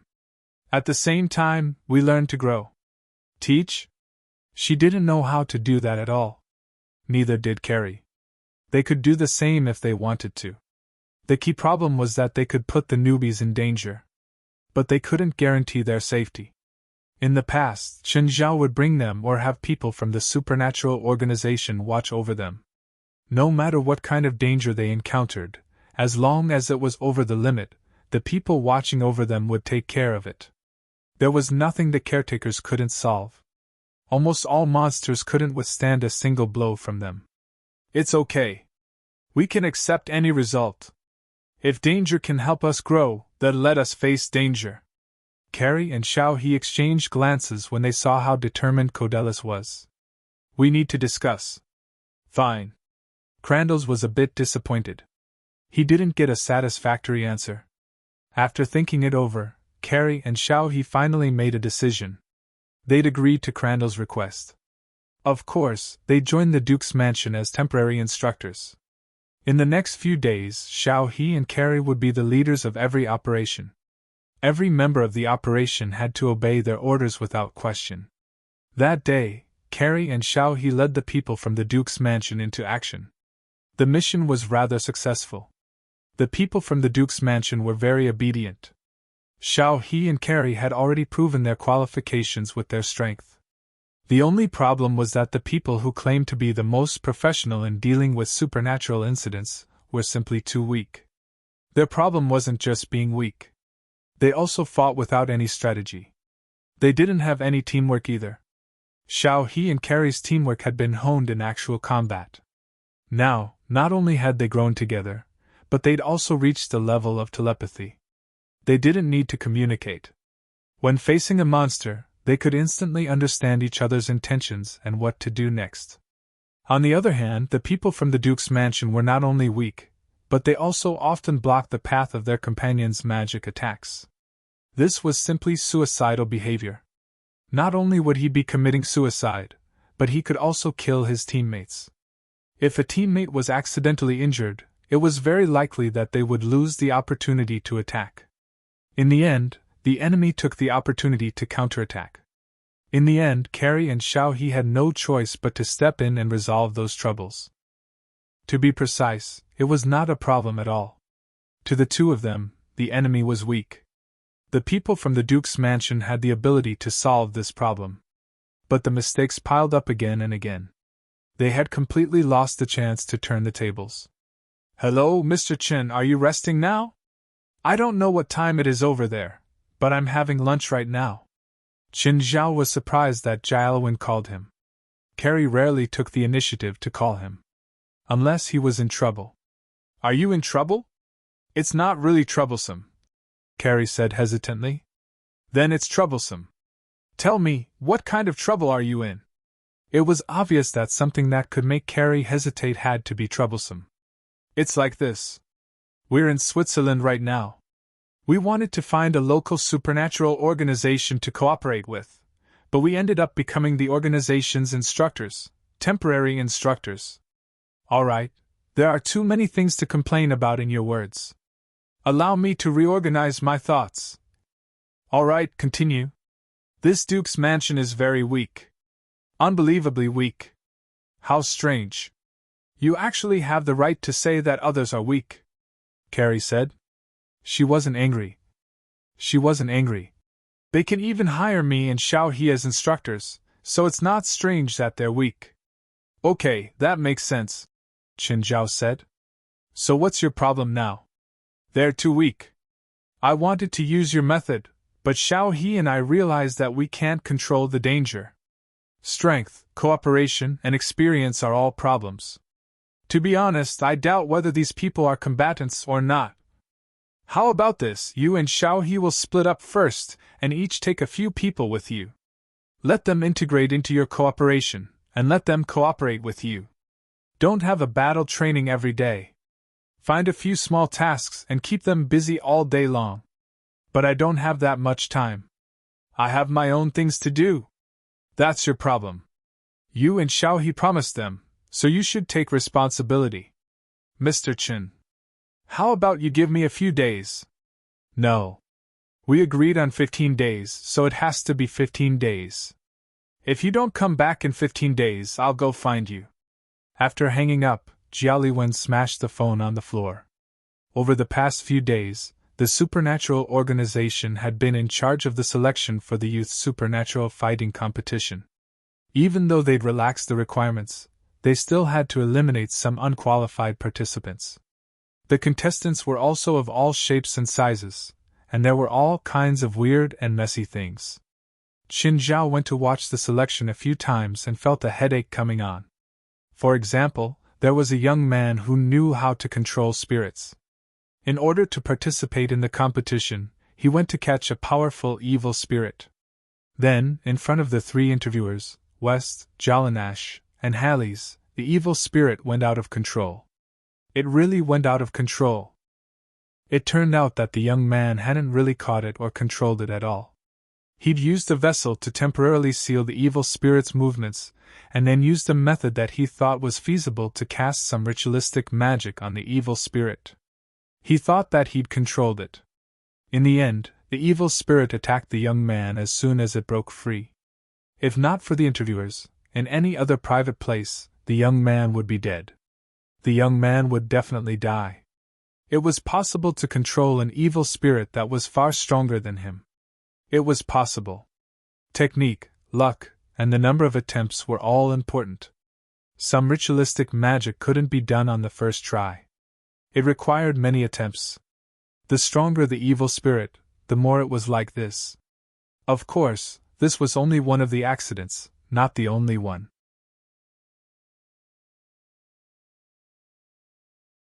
Chapter 30-34. Every contestant's interview wasn't short. It wasn't just a simple job interview. If the contestants made any mistakes during the interview, they might die in the ring. It was very likely that he would die in the arena. They were already prepared to die. No one could guarantee absolute safety in such a competition. But they had to avoid it as much as possible. Every contestant's interview took at least 2 hours. Some even took longer. After almost 10 days, they finally gathered 200 contestants for the preliminary round. The first round was survival of the fittest. First, the 200 contestants would be placed in one area, and then some danger would be created. Then, they would have to fight against the external dangers while fighting among themselves. Most of the contestants would be eliminated, and only 64 contestants would be left. Then, the competition was very simple. There were no points or revival matches. It was just an elimination match. The winner would advance and the loser would be eliminated. West, I've already set up the first round of survival of the fittest. 2,000 evil spirits, 200 magical beasts, and 1 beast king. It's all up to you now.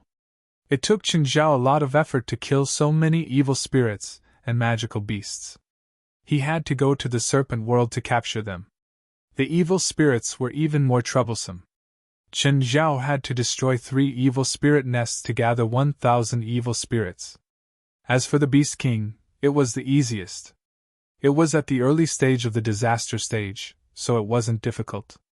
At the same time, he had to place a special mark in the bodies of the evil spirits and magical beasts.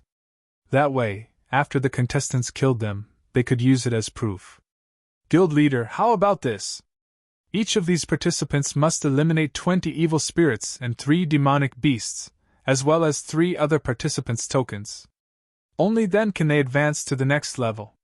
Alternatively, they can directly defeat the Beast King and advance by 2 levels. Moreover, the number of promotion slots is limited to 64. Once the promotion slots are filled, no matter how many evil spirits and demonic beasts the participants kill, they will not be able to advance to the next level. Sure. Chen Zhao nodded. As long as the rules are reasonable, I won't comment on the details. Chen Zhao basically didn't make any decisions. He only provided suggestions. When do you plan on starting officially? The day after tomorrow, West said. But we still need the president to monitor the entire area. We need to avoid casualties as much as possible. Fine.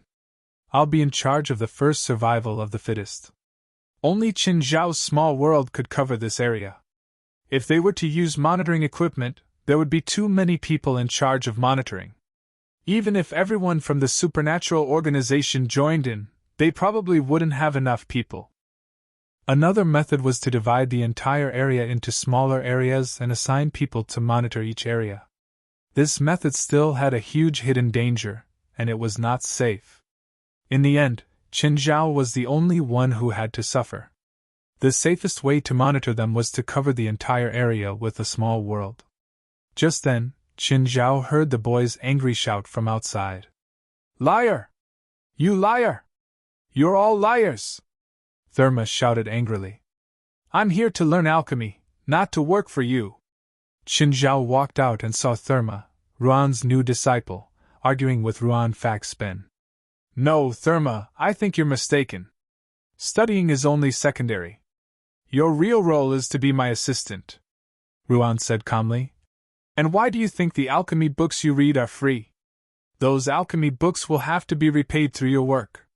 Seeing Chen Zhao arrive, Therma immediately ran up to him. Mr. Chen, you're the president, Therma said indignantly. You should give me justice. I'm afraid you'll be disappointed. You won't get justice here. Chen Zhao smiled at Therma. You're all liars. Therma was even more furious. I'm leaving. Fine, I'll give you a day off, but you better come on time tomorrow, Ruan said. No, I won't come again. I won't be exploited by you anymore. Chen Zhao and Ruan Faxpen both laughed. Don't forget that you signed a magic contract, Ruan said. I think you should read the terms before you sign it next time, instead of complaining that you were tricked. There's a clause in the contract. You're responsible for teaching me alchemy, and I only need to learn. It didn't say that I have to do hard labor. Yeah, didn't I teach you an alchemy spell the first day you came? Essence extraction. I didn't break the contract. But in the next few days, you kept asking me to use essence extraction to extract the essence of magic materials. Yes, your effort in extracting the essence of magic materials earned you alchemy books as a reward. See, it's fair. Therma was a bit confused. He covered his head and shouted, Hold on. Let me organize my thoughts. What you said is wrong. This clause says that I can obtain alchemy, and alchemy books are also a way for me to obtain them. Thus, I should be obtaining alchemy books for free, not paying for them. Ruan shook his head. I taught you alchemy, so I've already fulfilled my duty. I never said that you could obtain alchemy through any means. Okay, Qinzhao said. How about this? For every magic material you extract, I'll give you $100. If you make a standard magic tool, you'll get $1,000. You're exploiting me. I'm still underage, Therma yelled in agitation.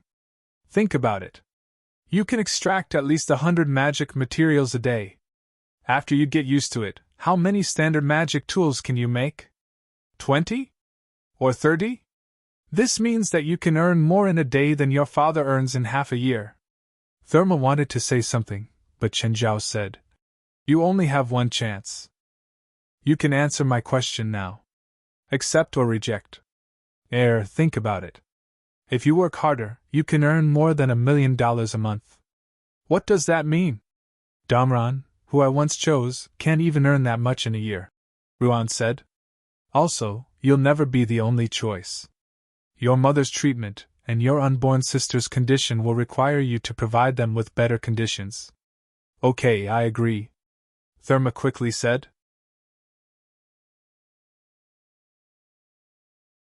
Chapter 30-35.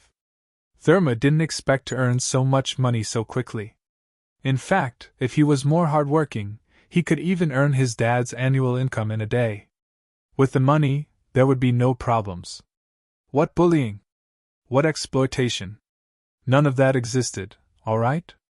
Chen Zhao and Ron Fasabin were very satisfied with this result. In fact, that was their original plan.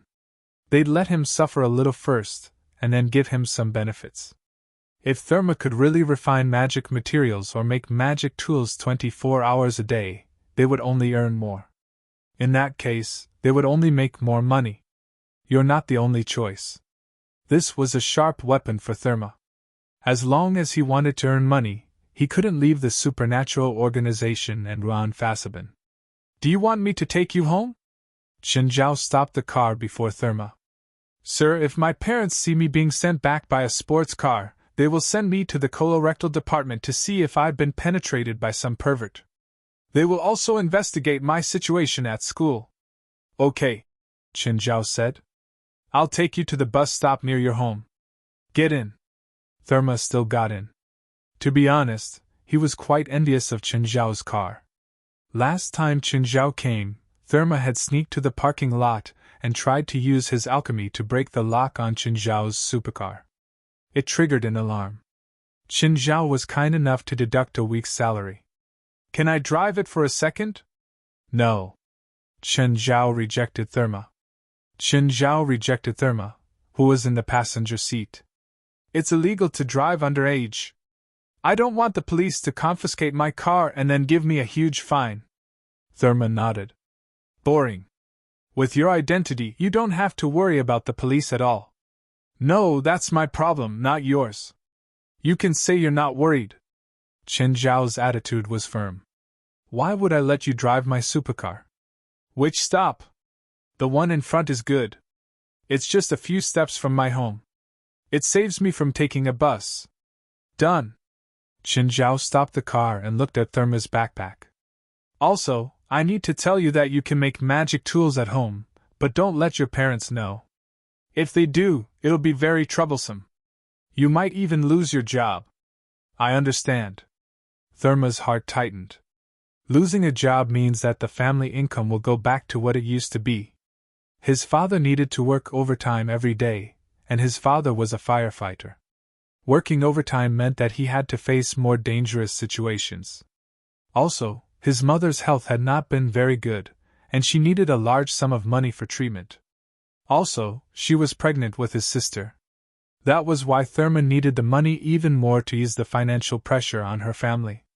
No, it wasn't just relieving the financial pressure.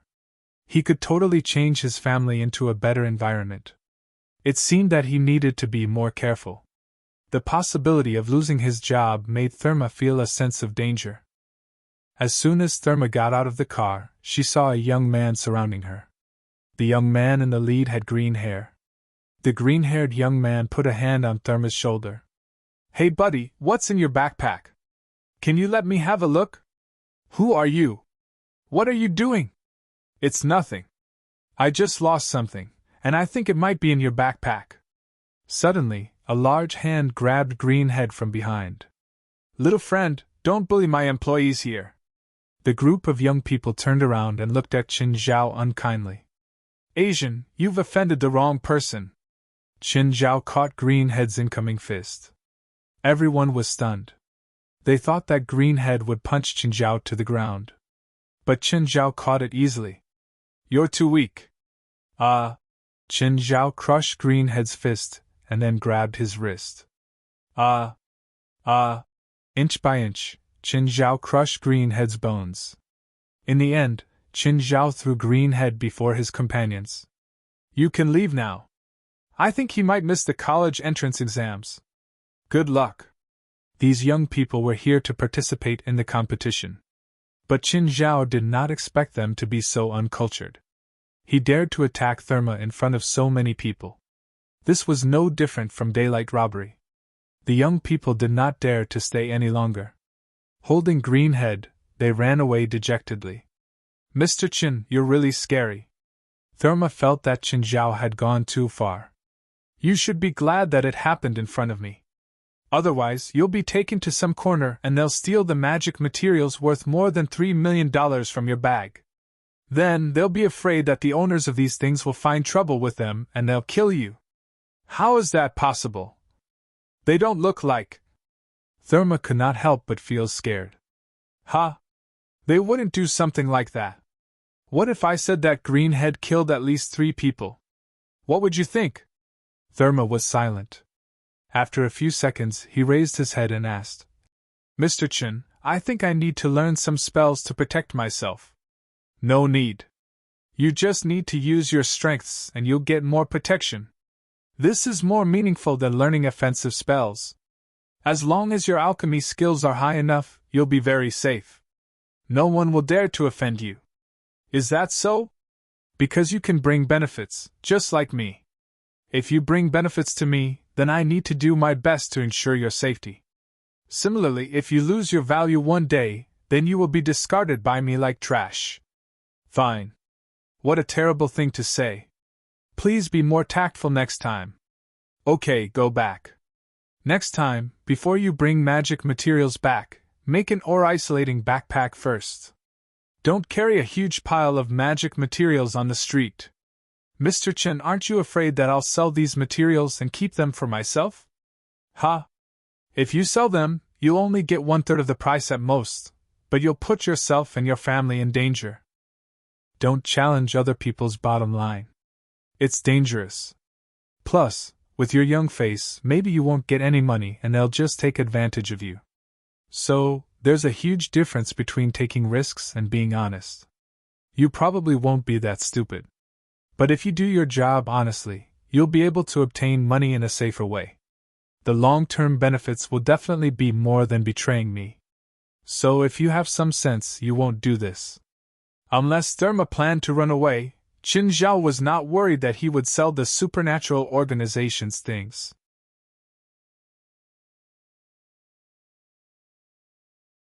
Chapter 30-36.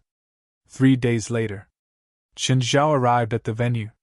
200 contestants had already gathered there. Before these young people, they were full of arrogance and arrogance. Perhaps most of them thought that they were the best in the world. Before they were tormented by real nightmares.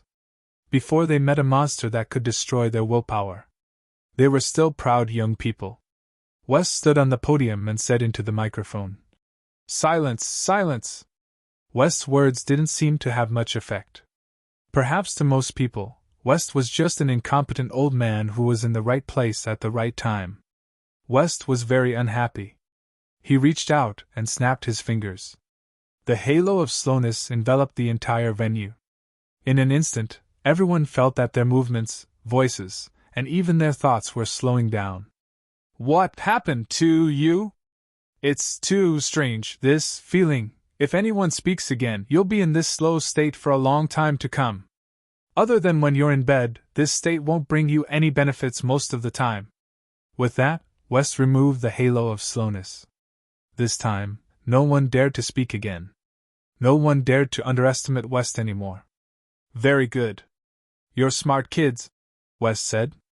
West said, "The forest behind me will be the stage for your first performance. There are countless evil spirits and magical beasts hibernating in the forest. You need to kill at least 20 evil spirits and 3 magical beasts. The evil spirits and magical beasts all have their corresponding number plates in their bodies. After you kill them, you need to collect their number plates. These will be proof of your advancement. Or the number plates of the 3 contestants will also allow you to advance. In the deepest part of this forest, there is another Beast King. If you have the confidence to defeat that Beast King, you can skip 2 rounds of the competition and directly enter the January 16th elimination round. Also, in the first round of the Survival of the Fittest Fortress, there are a total of 64 places to advance. In other words, once the 64 places are filled, you will only be qualified to advance if you defeat the Beast King.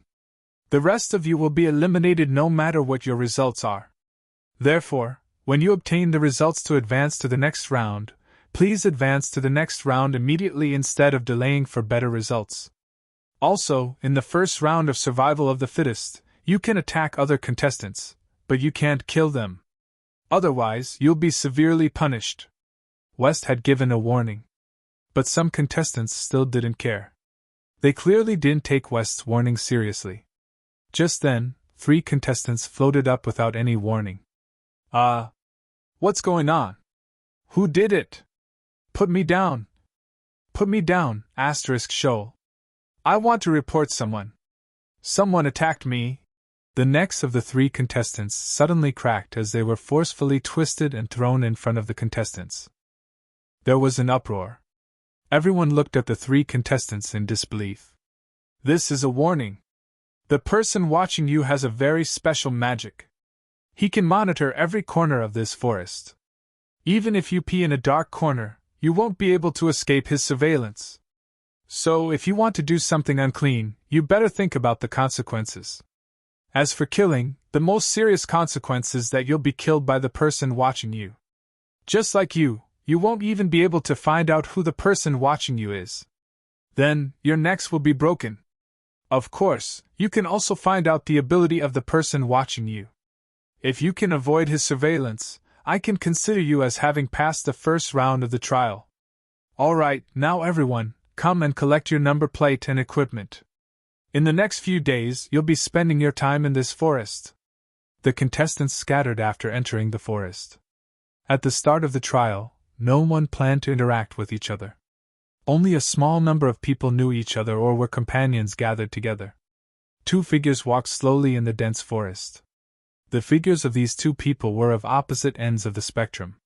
One was short and fat like a ball, while the other was extremely sturdy like a raging bull. "Osha, did you see the ability of your mysterious watcher?" the muscular young man asked. He was a druid from the Society of Nature from Texas, Quehadil. "No, it's a very strange ability. Moreover, the precision of his control is also extremely high." The other short and fat Osha was also a druid of the Society of Nature. Osha walked and ate as he walked. He opened the bottle cap and drank a mouthful of Coke. "Burp. Maybe it's puppet magic. But we better not challenge his authority. After all, I don't want to use my own body to try and understand his magic. That's definitely not fun. I'd like to try and see if his magic can break the neck of a dragon." Quehadil was a very special druid. He was a druid of the giant dragon, and had the bloodline of the dragon clan. So, he could also transform into a dragon. It was an extraordinary transformation. He was different from other spiritualists with dragon blood. Usually, spiritualists with dragon blood could transform into a dragon after activating their bloodline. Quahadil had 3 dragon forms: dragon form, dragon man form, and giant dragon form. Each of the 3 forms had their own advantages. The dragon beast form lost all of its magical attack abilities and became a pure physical attack. Moreover, it was absolutely violent. Compared to the dragon race of the same age, it had more overwhelming power. The dragonid form was a humanoid form with the characteristics of the dragonid race. It possessed powerful magic attacks, but was slightly inferior in both physical and magical defense. Giant dragon form was the easiest to understand.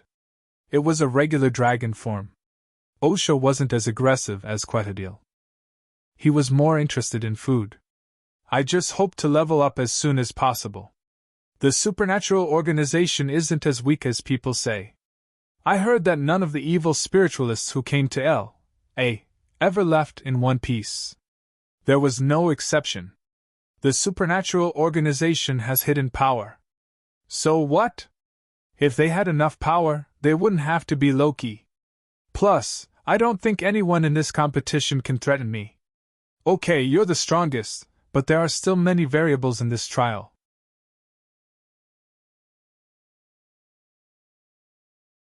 Chapter 30-37. Quizidler and Osha both stopped in their tracks. In front of them was a leopard-shaped magical beast with spikes growing out of its back. This magical beast was several times larger than an ordinary leopard, and even larger than a Siberian tiger. Its body flickered with blue lightning. Ah, it's a thunder leopard! Osha took a step forward, still holding the snacks in his hand. The thunder leopard's body flashed with lightning, and it shot straight at Osha. Osha continued to eat his snacks. He had no intention of dodging or blocking. Boom! The lightning slammed into Osha's body, but Osha was still eating. It was as if he hadn't been injured at all. But Osha's mouth moved even faster, and he stuffed large handfuls of snacks into his mouth, chewing them. How does it taste? It's not bad, Osha said. Then it's yours. Osha pulled out a bag of snacks from his trouser pocket. He really did pull them out of his trouser pocket. Then he turned and gave them to Quizidler. Hold them for me. Osha brushed off the dirt on his hand, and his muscles began to transform. Soon, Osha also transformed into a thunder leopard, even larger than the real thunder leopard in front of him. Quizidler was a special druid. Osha was also a special druid. To them, this forest was like their home field. Osha looked simple and honest, muttering, Quizidler is the strongest. In reality, Quizidler and Osha had fought no less than 100 times. But every time, he hadn't won. Not even once. It wasn't that he hadn't won in a tie. It was that he had lost every time. Osha was more like a big boss. Without any communication, he just went up and nodded. No matter how you looked at it, the thunder leopard that Osha had transformed into was much stronger than the thunder leopard in front of him. The result went without saying. In just 3 or 4 minutes, the thunder leopard's stomach had been ripped open by Osha. Osha found a bloody number plate from within the thunder leopard's body. What a bad taste! Osha returned to his human form, holding the bloody number plate as he spoke. At this moment, 4 people appeared around them. Sorry, can you give us the number plate? The one who spoke was a black woman. This black woman hid her hands behind her back, a brilliant smile on her face, revealing a mouthful of white teeth. Osha wiped his face, smearing the bloodstains from the previous battle. He's already attacking his companions? We are not your companions, the black woman said.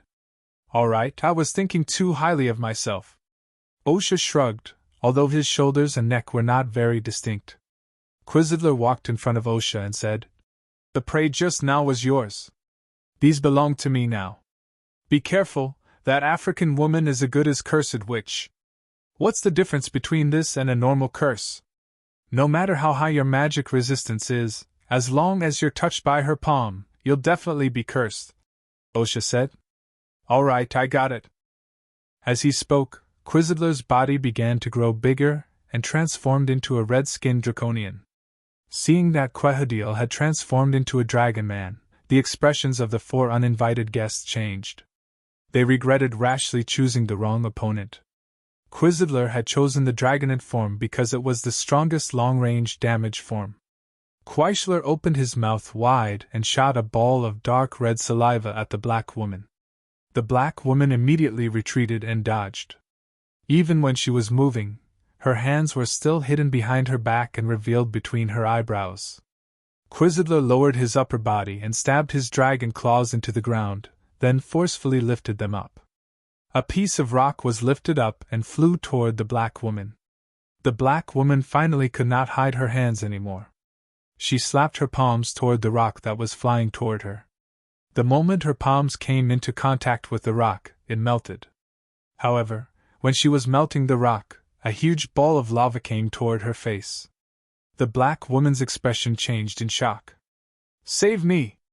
The black woman finally could not help but ask for help from her companions. No, it should be said that they were allies. However, the next moment, she realized that these three allies were actually running away. They abandoned her and immediately turned to run. The black woman's face contorted. Don't think that I'm easy to bully. The black woman waved her arm, and the lava in front of her immediately froze. It lost its temperature and fell to the ground, scattering into pieces. The black woman placed her palms on the ground and said, Since I can't touch you, I'll just curse this land. In an instant, a purplish-black miasma began to rise from the ground around them. Osha had long since escaped from this area. Quizidler, on the other hand, flapped his wings and soared into the sky. Go die! Suddenly, a red magic formation appeared in front of Quizidler. The black woman's face turned pale. It's over, however, at this moment, Quizidler, who was in the sky, paused. His magic also stopped, as if it had been frozen by something.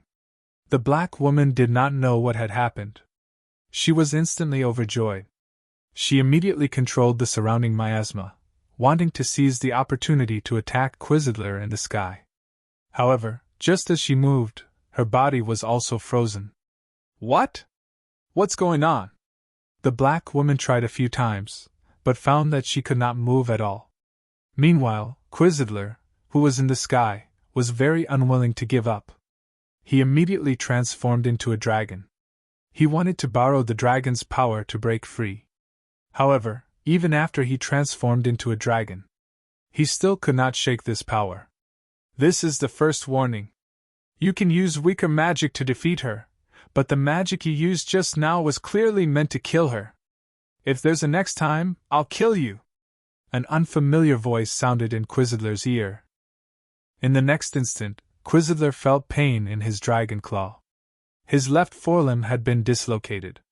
The power had directly broken the bones of his arm. Quizidler roared in pain. At this moment, the black woman's arms were also dislocated. Then, she soared into the sky and flew away.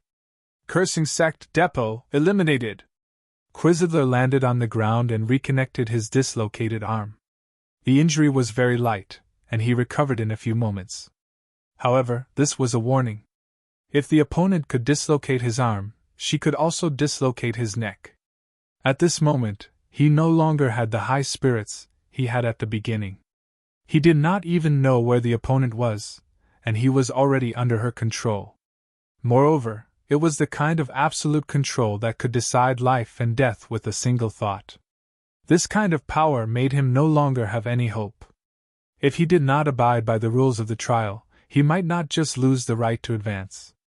He might very well be killed by the opponent. As for the black woman called Depot, she had already been thrown out of the trial. Damn it! What kind of magic is this? How can it be so powerful? Quizidler muttered.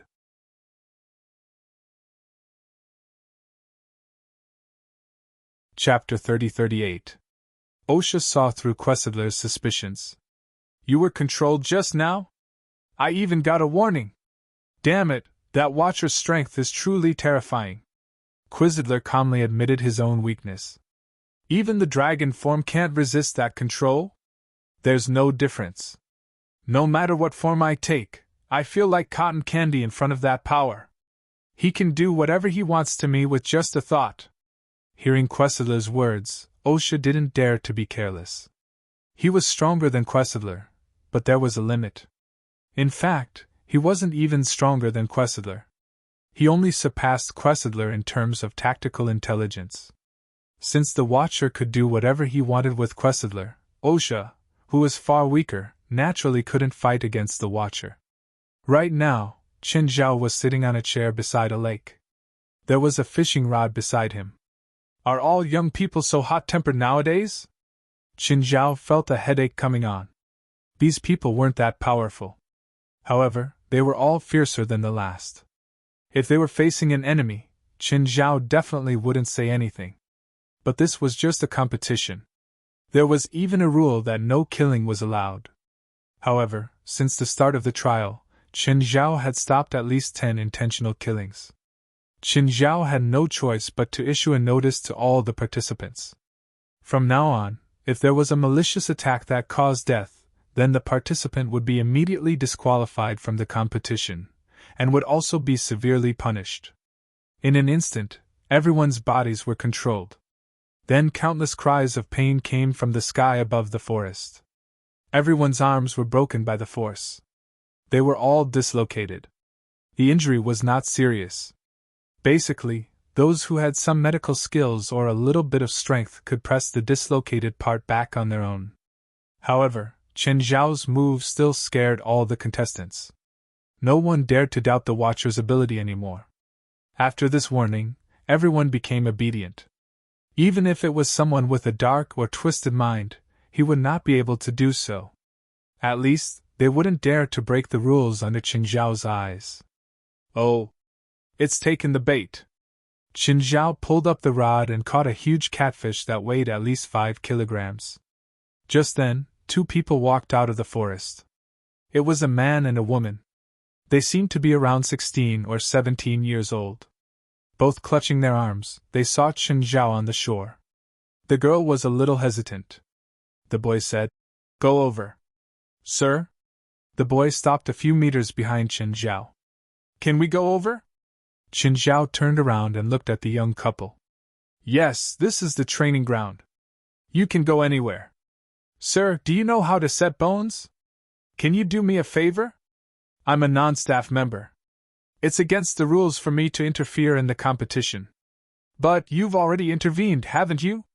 Qin Zhao looked at the boy in surprise. "When? Why didn't I know about this? Our arms were dislocated because of you." Qin Zhao was even more surprised. "How do you know?" "Because you're the only non-staff member we've met. Judging from your age, you're obviously not a contestant. Before we entered the jungle, I saw you at the edge of the field, so you should be the Watcher." "How did you guess it? Or some kind of divination spell?" "No, I can remember all auras, no matter how strong or weak. As long as I remember an aura, I can feel the distance between the aura and me. Sir, your aura looks extremely small, but I still remember it," the boy said.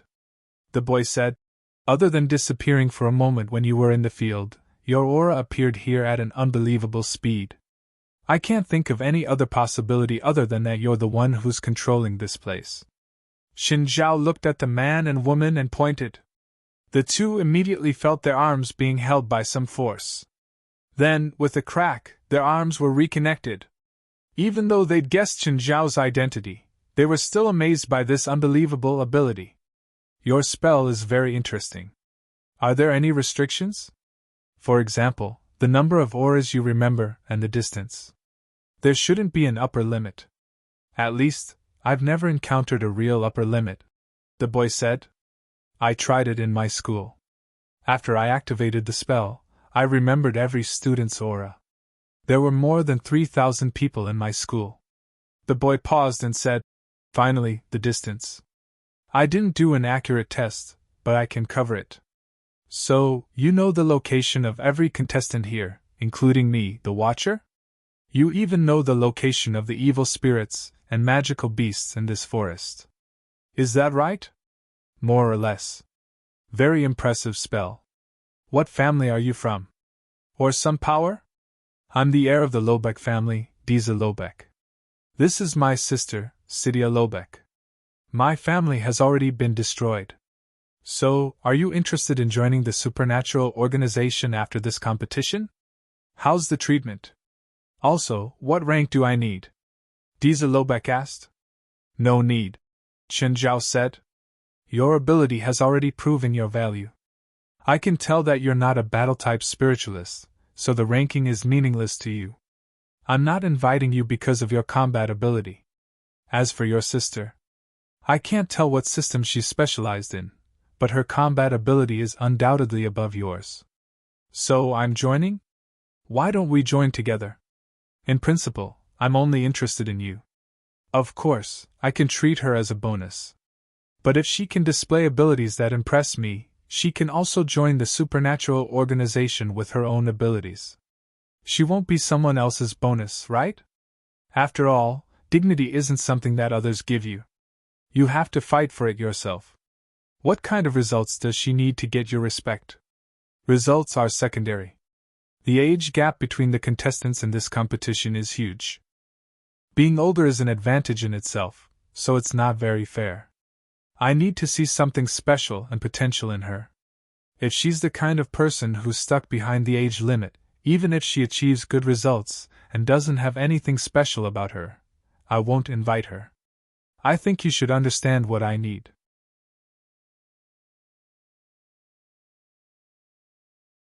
Chapter 30-39. The siblings glanced at each other. Just then, Diza looked at the forest. Someone's coming, reinforcement type, Diza Lubeck said. Cydia, this is your best opponent. Chen Zhao pursed his lips. After all, he was an enhancer himself. Now that Diza said that Sylvia was best at dealing with enhancers, Chen Zhao couldn't help it. Sylvia would always put it on Chen Zhao without realizing it. Chen Zhao also noticed the newcomer. No, more accurately, the newcomer had always been within his surveillance range. One had to admit that Diza's perception-type magic was almost the same as Chen Zhao's little world. They both had an unlimited number, and an extremely wide range. However, they couldn't attack or replenish mana. Therefore, it was equivalent to a weakened version of a small world. The newcomer was a knight, a young one. Silver armor, blonde hair, handsome face. His gaze was extremely arrogant. He was exactly the same as those legendary knights. He was the model of a main character. He strolled over as if he was taking a stroll in his own backyard. You're lucky to meet 3 contestants at the same time. The knight glanced at the 3. He didn't even notice that Chen Zhao was over the age limit. In other words, after I get rid of you 3, I'll advance. Of course, I'll allow you to surrender and hand over your number. Maybe if you're lucky, you can find someone else to take your number. Diza and his sister couldn't wait for the knight to attack Chen Zhao. Then, Chen Zhao would be pressed against the ground and they'd reap the benefits. As for whether the knight could defeat Chen Zhao, there was no need to consider. They weren't on the same level. Maybe they weren't even on the same level. After all, this watcher had the ability to kill 200 contestants in a second. But after scanning around, the knight's gaze landed on Chen Zhao. You're not a contestant? Or you just look old? At least he didn't lose his IQ. Bang! The knight crashed through a dozen trees but wasn't injured. But during the process he'd hit them with his face. His face hurt. Really hurt. The knight stood up and covered his swollen face. You're the one who looks old! Chen Zhao roared in rage. Diza and Sylvia were about to burst out laughing. He had never seen such a suicidal person. Manually provoke the watcher. You're lucky you didn't die. Suddenly, the knight's intelligence went online. You're a watcher? The knight stared at Chen Zhao, feeling like crying. Seeing Chen Zhao's dark face, Knight felt even more pain. He couldn't win. Before Chen Zhao could even move, he was already pressed to the ground and rubbed against it. How could he possibly win? I'm sorry, sir. I was rude. If you want to fight, then fight. Stop talking nonsense. Chen Zhao glared at Knight. The knight regained his composure and picked up the act card that had fallen to the ground and manually installed it. He raised his sword and pointed at Disser and Sildia. You can choose to attack together. Zedia suddenly turned into a white mist and surrounded the knight. The knight brandished his sword a few times, but he only managed to cut the air. Insignificant skill! The knight raised his sword and shouted, Knight's brilliance! Suddenly, the knight's sword turned into a golden sword of light. Zedia, be careful! Disser shouted. His sword can hurt you! Zedia immediately pulled away. His body was still in a mist state. The knight waved his golden sword of light a few times and cut the air again. Can't you just dodge? Coward! Watching from the side, Chen Zhao felt embarrassed for the knight. How could he say something so shameless? What happened to the knight's glory? Ignoring the fact that he was fighting a girl. She clearly wasn't an enhancer. Did you really have to make a girl give up her advantage to fight you head-on? Are you shameless? Before, Qin Zhao only thought that the contestants this time weren't good. But he didn't expect them to be this bad. Was West blind? How could someone like her pass the interview? Zedia clearly hadn't touched the knight. She'd been flying around him. But the knight's movements became slower and slower. Surprise flashed in Qin Yao's eyes. This girl wasn't strong. However, this method was quite strange and impossible to guard against. Every time she circled around the knight, she'd leave a magic thread on him. The magic thread was so thin that it couldn't be seen with the naked eye. Especially under the cover of the fog, his vision was even more affected. By the time the knight realized it, his entire body was already covered in magical threads. What a joke! You want to restrain me with such ugly magic? How naive! The knight waved his golden sword of light with all his might. But to his disappointment, the golden sword didn't cut through the threads on him.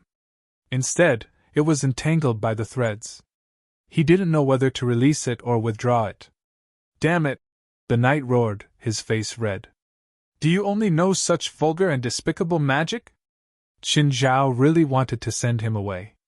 1,000 miles away. But Qin Zhao was the one who made the rules, so he didn't want to be the one who broke the rules. It didn't matter if the knight had been let in because West was blind. But since he was here, Qin Zhao still decided to respect the rules. Maybe the knight had some hidden card that Qin Zhao hadn't discovered? Zedia returned to her human form. She looked at the knight who'd been restrained. Steel! Crack! A piece of the knight's armor was torn off, and that piece of armor flew onto Zedia's body. Another piece, then it flew to Zedia. Just like that, every piece became a part of Zedia's armor. Soon, the knight was stripped naked. Winnie the Pooh's underwear was exposed too. In the end, even the knight's sword was taken by Zedia. The moment the sword landed in Zedia's hand, the knight's armor and sword turned into the Diablo series. Chen Zhao was even more shocked. Zedia's magic had stolen the knight's magic.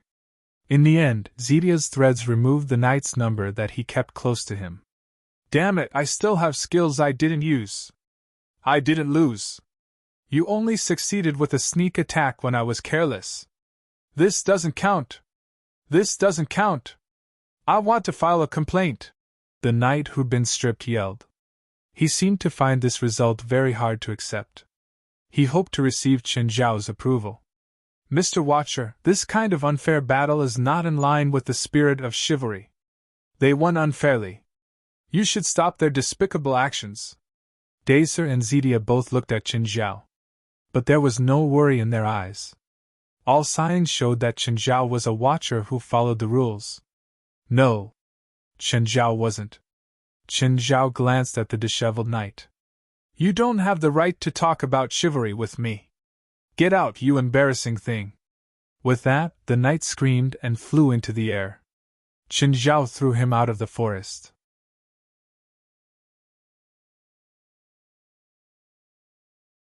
Chapter 30-40. Qin Zhao tossed a number to Sildia. Disser looked at Qin Zhao. How's my sister? Not bad, but she's still not good enough to impress me. Go, let me see more things. I can see everything that happens in this forest. You don't have to show off in front of me. Sylvia's magic was special, but it wasn't enough to impress Chen Zhao. Plus, she didn't perform at a level that matched her age. At least, Chen Zhao hadn't seen it yet. Of course, compared to the clown-like knight, Sylvia wasn't bad. In fact, any of the contestants were many times stronger than that knight. With Chen Zhao's warning, the contestants were much more restrained. The trial was progressing on the right track. Gradually, contestants left the forest with their trophies or number tags to register for advancement. But they were the minority. The forest was huge.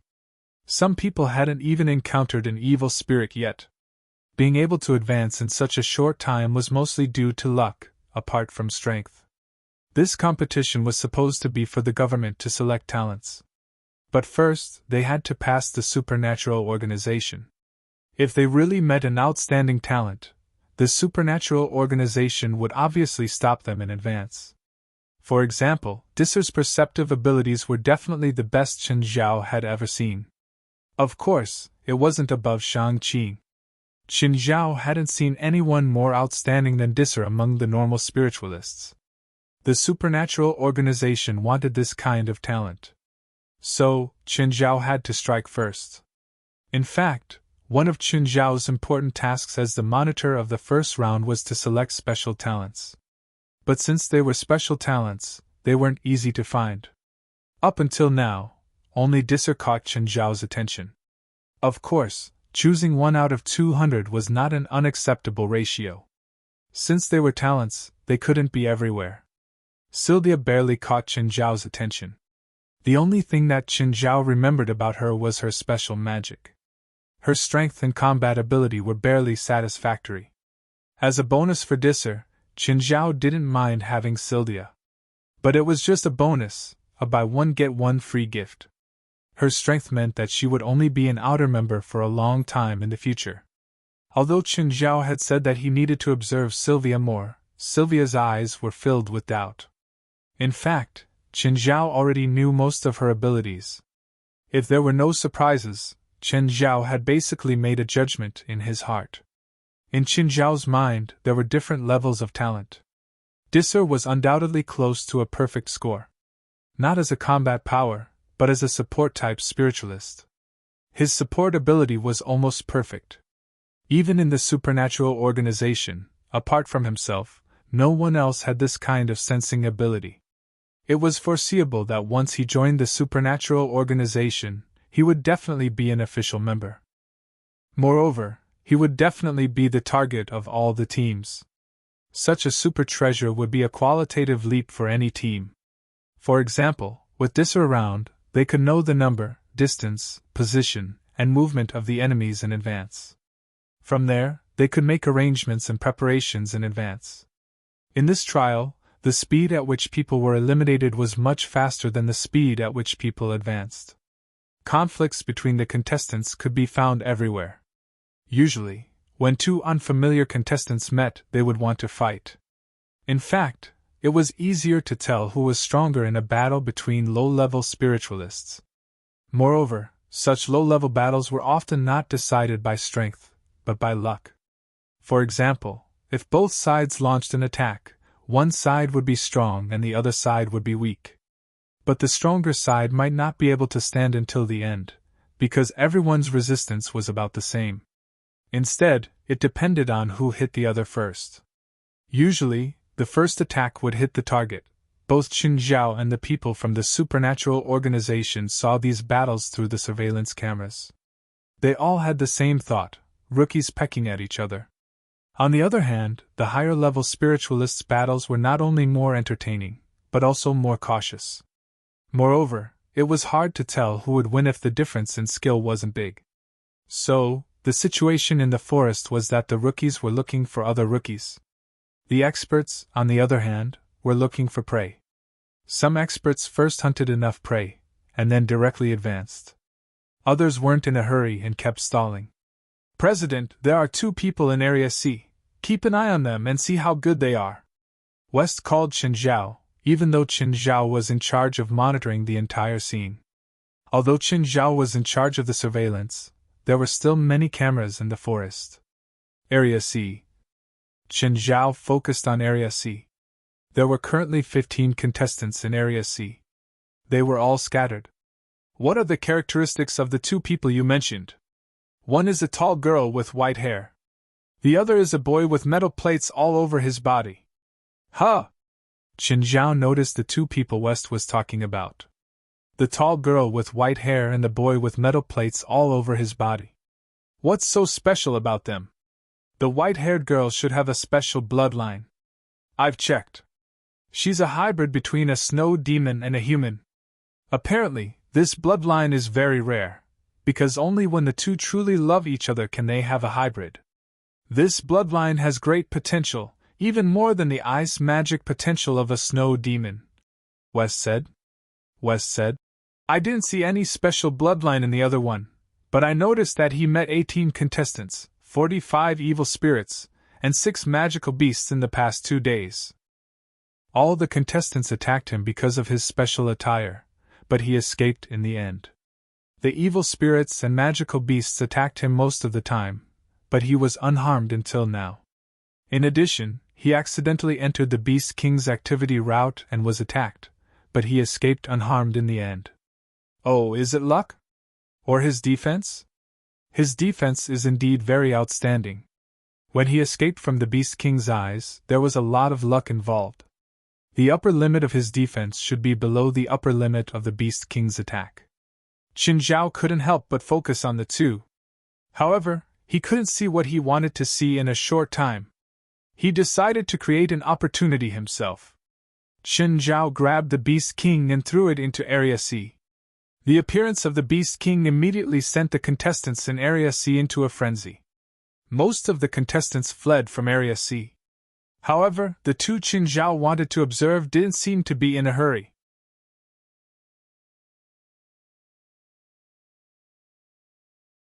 Chapter 30-41. The white-haired girl also discovered the Beast King's tracks. She seemed to want to challenge the Beast King. As for the other youth, he had metal plates all over his body. It was because he hadn't discovered the Beast King. His perception was appallingly poor. Magical beasts like the Beast King were born with a violent aura. They would roar a few times wherever they went. Then they would release their terrifying aura. They would express their majesty as a king. Of course, the main effect of this aura was to crush the weak. Weak opponents would run away as soon as they sensed this aura. Most of the participants, evil spirits, and magical beasts in this area had already run away. All that was left was a young and frivolous girl and a slow-witted youth. Two extremes. Young and arrogant. To put it bluntly, they didn't know their limits. As for slow reactions, they were more like single-celled organisms. Actually, the Beast King was helpless too. Its intelligence was actually quite high. It had a rough understanding of its position in this trial. There were basically no participants who could beat it in a one-on-one fight. No. It wasn't just basic. It didn't exist at all. Unless 200 contestants attacked it at the same time, there was no way they could defeat it. But it also knew that it was useless no matter how strong it was. It couldn't do anything. It wasn't a creature from this world. It was from the world of the Serpent God. Therefore, it knew very well who the person who caught it was. It was the destroyer of the world and also the owner. The Beast King didn't plan to fight against the gods. No, it was something even more terrifying than the gods. After all, the gods in the previous world had tried. And failed. As the Beast King, it didn't have the right to participate in that battle. But it still witnessed everything from the edge. The Serpent God fell like rain. In the previous world, the Serpent God was also a godlike existence. It was the will of the world and the carrier of the gods. But even so, it couldn't stop Qin Zhao. So when Qin Zhao appeared before it, it immediately became obedient. It said that it could fry, boil, or roast whatever it wanted. It was lucky. Qin Zhao didn't plan on eating it. Qin Zhao let it be the examiner. The Beast King's main responsibility was to wander in the forest. It would bite anyone it saw and chase them for a few kilometers. It would bully the kids and cause some damage. The mission was simple. They just couldn't kill anyone. This was a little troublesome because most of the contestants were weak. He was the type that could kill him if he wasn't careful. Therefore, it had learned its lesson and walked to places with fewer people. They were just strolling around anyway, so Qin Zhao didn't set a route. However, Qin Zhao didn't want it to stay idle. He moved it directly into a field. It knew what that meant. There was a target here that it needed to actively test. A faintly discernible force was guiding it. No, to be precise, it wasn't guidance. It was to forcibly correct its direction when it went astray. The Beast King felt stifled. It was obvious that he was being told to go in that direction. Sure enough, a girl appeared in front of the Beast King. He had silver-white hair, and his whole body exuded a cold aura. The Beast King growled in a low voice. He didn't attack immediately. Mainly, it was asking, to what extent should he probe? Knock him down? Let them go. No response? Forget it, let's drag it out for a few minutes first. The Beast King's aura suddenly surged. The white-haired girl took a step back and frowned. The Beast King was stronger than she'd imagined. She didn't know much about the Beast King at first. However, she also knew that it was almost impossible for her to beat the Beast King alone. But she still came because she wanted to try. Even if she lost, she was confident that she could come and go as she pleased. However, the Beast King's aura still surprised her. The white-haired girl raised her arms. Mirror Soul Formation! Dozens of shiny silver ice blocks appeared beside the white-haired girl. Under the girl's control, the ice blocks flew to the Beast King. The Beast King was a little depressed. It was just about to attack. It was about to attack just now, but a wave of aura pressed down and interrupted its attack rhythm. Clearly, that person wanted the white-haired girl to have enough time to cast the spell. If Qin Zhao didn't suppress it, the Beast King could send the white-haired girl to reincarnation with one move. Qin Zhao lowered his expectations for the white-haired girl. Her strength aside, her battlefield intelligence was clearly lacking. The white-haired girl clearly didn't know that she was being evaluated. Frost Ray! Frost Ray was the opposite of Death Ray. It attacked in the form of a ray. However, the Frost Ray didn't shoot directly at the Beast King. Instead, it shot at the ice blocks surrounding the Beast King. After the Frost Ray hit the first ice block, it refracted into 3 rays and shot towards 3 different ice blocks. The 3 pieces of ice then refracted 1 to 3 frost rays of varying degrees. Just like that, the center of the battlefield was covered in hundreds of frost rays. More and more frost rays shot at the Beast King. If it was a normal opponent, 1 frost ray would be enough to turn them into ice. However, the white-haired girl's opponent clearly wasn't that easy to control. The frost ray landed on the Beast King, but it only left a patch of white frost on its skin. Frost rays didn't do much damage to the Beast King. However, that was only in 1 shot. With so many frost rays, it felt like someone was continuously slapping its mouth. It wouldn't die, but it felt really uncomfortable. Roar! The Beast King roared angrily and a ripple spread out from its body. It directly shattered the ice blocks surrounding it. If it didn't shatter the ice, the refraction of the frost ray would be endless. Not only did the ripple shatter the ice blocks, but it also threw the white-haired girl to the ground. A terrifying magic power brewed in the Beast King's mouth. The white-haired girl cursed inwardly, and hurriedly cast a defensive spell. Winter Castle. A thick ice wall appeared around the white-haired girl. This ice wall was 3 meters thick.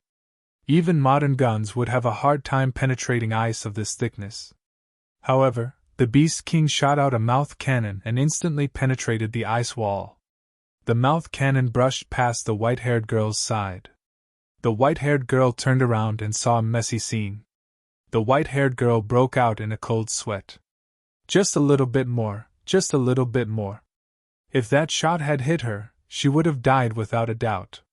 At this time, the Beast King had already strolled in front of the white-haired girl, less than 3 meters away from her. The white-haired girl's heart went cold, but she didn't give up struggling. She clenched her fists and condensed 2 ice blades. The white-haired girl was also decisive. Even though she knew she couldn't beat it, she still rushed forward and attacked the Beast King with the ice blades.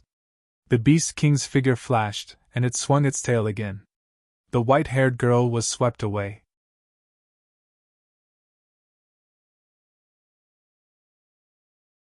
Chapter 3042. The white-haired girl stood up with difficulty. She was injured in many places and bleeding profusely. The girl's chest heaved. She put her hands together, and her body gradually floated up. Snow graveyard! Instantly, the surrounding temperature plummeted. The trees and flowers all froze. Bang, bang, bang, all the frozen trees and flowers started exploding. Ice shards flew everywhere. The explosion of the plants was extremely powerful. The ice shards were like bullets. The entire place turned into a hail of bullets. The ice shards would explode again when they touched something solid. After that, the ice mist would condense into beautiful mist ice flowers. Then, the mist ice flowers would explode again. It was like there was no end to the explosions. The Beast King was in the center of the explosions. Qin Zhao didn't respond, so it could only endure. This snow graveyard was interesting.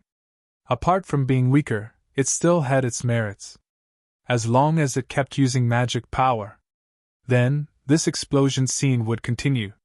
With a little improvement and a little more strength of the caster, this spell would be an excellent clearing spell. Almost there. Qin Zhao finally gave the Beast King an order. The Beast King roared in anger. The exploding ice shards didn't do much damage to it. However, it really hurt when the ice shards exploded on its body. The snow graveyard disintegrated immediately. The Beast King released its magic power, directly disrupting the balance of the snow graveyard. The white-haired girl spat out a mouthful of blood. Her entire body withered. The Beast King suddenly pounced at the girl. "I'm dead!" The white-haired girl laughed bitterly. She was too naive. She didn't expect the Beast King to be so powerful. The difference in power was too obvious. So great that it made her feel despair. Just then, something black smashed into the Beast King's head. The Beast King stopped and saw a youth standing in the distance. It remembered this youth. The youth had entered its field of vision before. And this youth was one of the few people who could escape from it. Qin Zhao was surprised. The youth had been hiding nearby while the white-haired girl was fighting the Beast King. Qin Zhao had thought that he wouldn't dare to show himself. He didn't expect that when the white-haired girl was in danger, he would show himself and save her. The Beast King was once again ordered to target the youth. The youth took a metal plate from his body. The Beast King opened its mouth and shot out a black ball. The youth placed the metal plate in front of him heavily. Ring of Earth! In an instant, the iron plate in front of the youth gathered a large amount of earth element. The black ball shot out by the Beast King landed on the earth elementals gathered on the metal plate, deviated from its original trajectory, and bounced into the sky. The iron plate in front of the young man also shattered. The young man hurriedly retracted his palm. Bastard, you broke my iron plate with just one shot. The young man took down another iron plate and placed it in front of him again. The Beast King didn't attack immediately. Instead, he waited to see what the youth was going to do. However, the young man was also waiting. After waiting for more than 10 seconds, either side made any further moves. Hey, come on up! Roar! With a furious roar, the Beast King slammed its paw on the ground and poured a large amount of mana into the ground. In the next moment, beams of light shot out from the ground, closing in on the young man. Prism!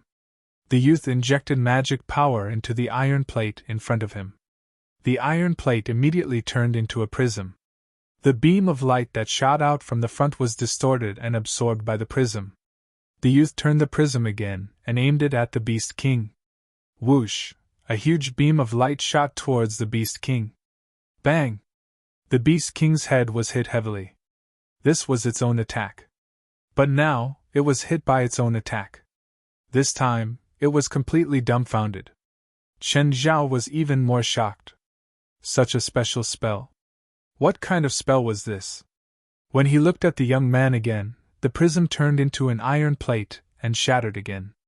Damn, "A few more and I'll be out of the competition," the young man complained. Despite his complaints, the young man still took out another iron plate. He really didn't want to provoke this Beast King. Originally, one iron plate was enough for him to fight a big battle. But against this Beast King, each time the Beast King attacked, he would waste an iron plate. This didn't even include the mana he used. His counterattack didn't hurt the Beast King at all. This meant that even if he used up all the iron plates on him, the Beast King wouldn't be hurt. The Beast King was a bit angry. It started breathing heavily and another black ball formed in its mouth. However, this time, the black sphere took a much longer time to brew than the last time. The black ball was filled with violent power. The young man's expression changed drastically. He took out 2 iron plates and placed them in front of him. Mirror of space! The first iron plate turned into a mirror, but it wasn't an ordinary glass mirror. On the other side of the mirror, it looked like a blue sky. The young man was about to cast a spell on the second iron plate, but he hesitated. After some hesitation, the young man suddenly changed his mind. Substitute! Boom! The Beast King's attack landed. The black ball shot over with terrifying power and speed. The young man's expression changed. This power was more terrifying than he'd imagined. The black ball didn't enter the mirror of space either. Before it could even touch the mirror of space, the mirror of space's frame shattered. The mirror of space shattered too. The black ball had already hit the young man's body. The young man's body was twisted by the black ball. Ah! The young man screamed. Half of his body had been pierced through. The black ball continued forward and didn't stop until it hit a stone wall in the distance. The stone wall that was more than 30 meters tall collapsed. Chen Zhao frowned. The young man's body had been shattered. Normally, he would be dead. But his aura didn't weaken at all. As expected, the iron plate on the ground cracked and the young man stood up again. The young man's face was pale. Even he was scared out of his wits. That was close. I almost died. The young man looked at the white-haired girl. Hey, I can't hold on for much longer. You better leave. The girl's expression darkened, but she didn't leave immediately. On one hand, she wasn't happy. On the other hand, she felt that the young man was in danger because of her. If she left just like that, it wouldn't be right. But she'd already used her ultimate move, but she couldn't do anything to the Beast King. The difference in power was too great. They weren't on the same level at all. The white-haired girl felt that the Beast King was a complete bug in this forest. It was an existence that no one could defeat. Why was it here? Pointless. She obviously couldn't understand Chen Zhao and West's intentions. The Beast King wasn't meant to be defeated. After all, it was a disaster-level beast. The young man seemed to be fighting back and forth with the Beast King. But most of the time, he was defending passively. It seemed like he didn't have any good ideas. Hurry up and leave. If you leave, I can run too, the young man called out. Just then, Chen Zhao ordered, Send them out.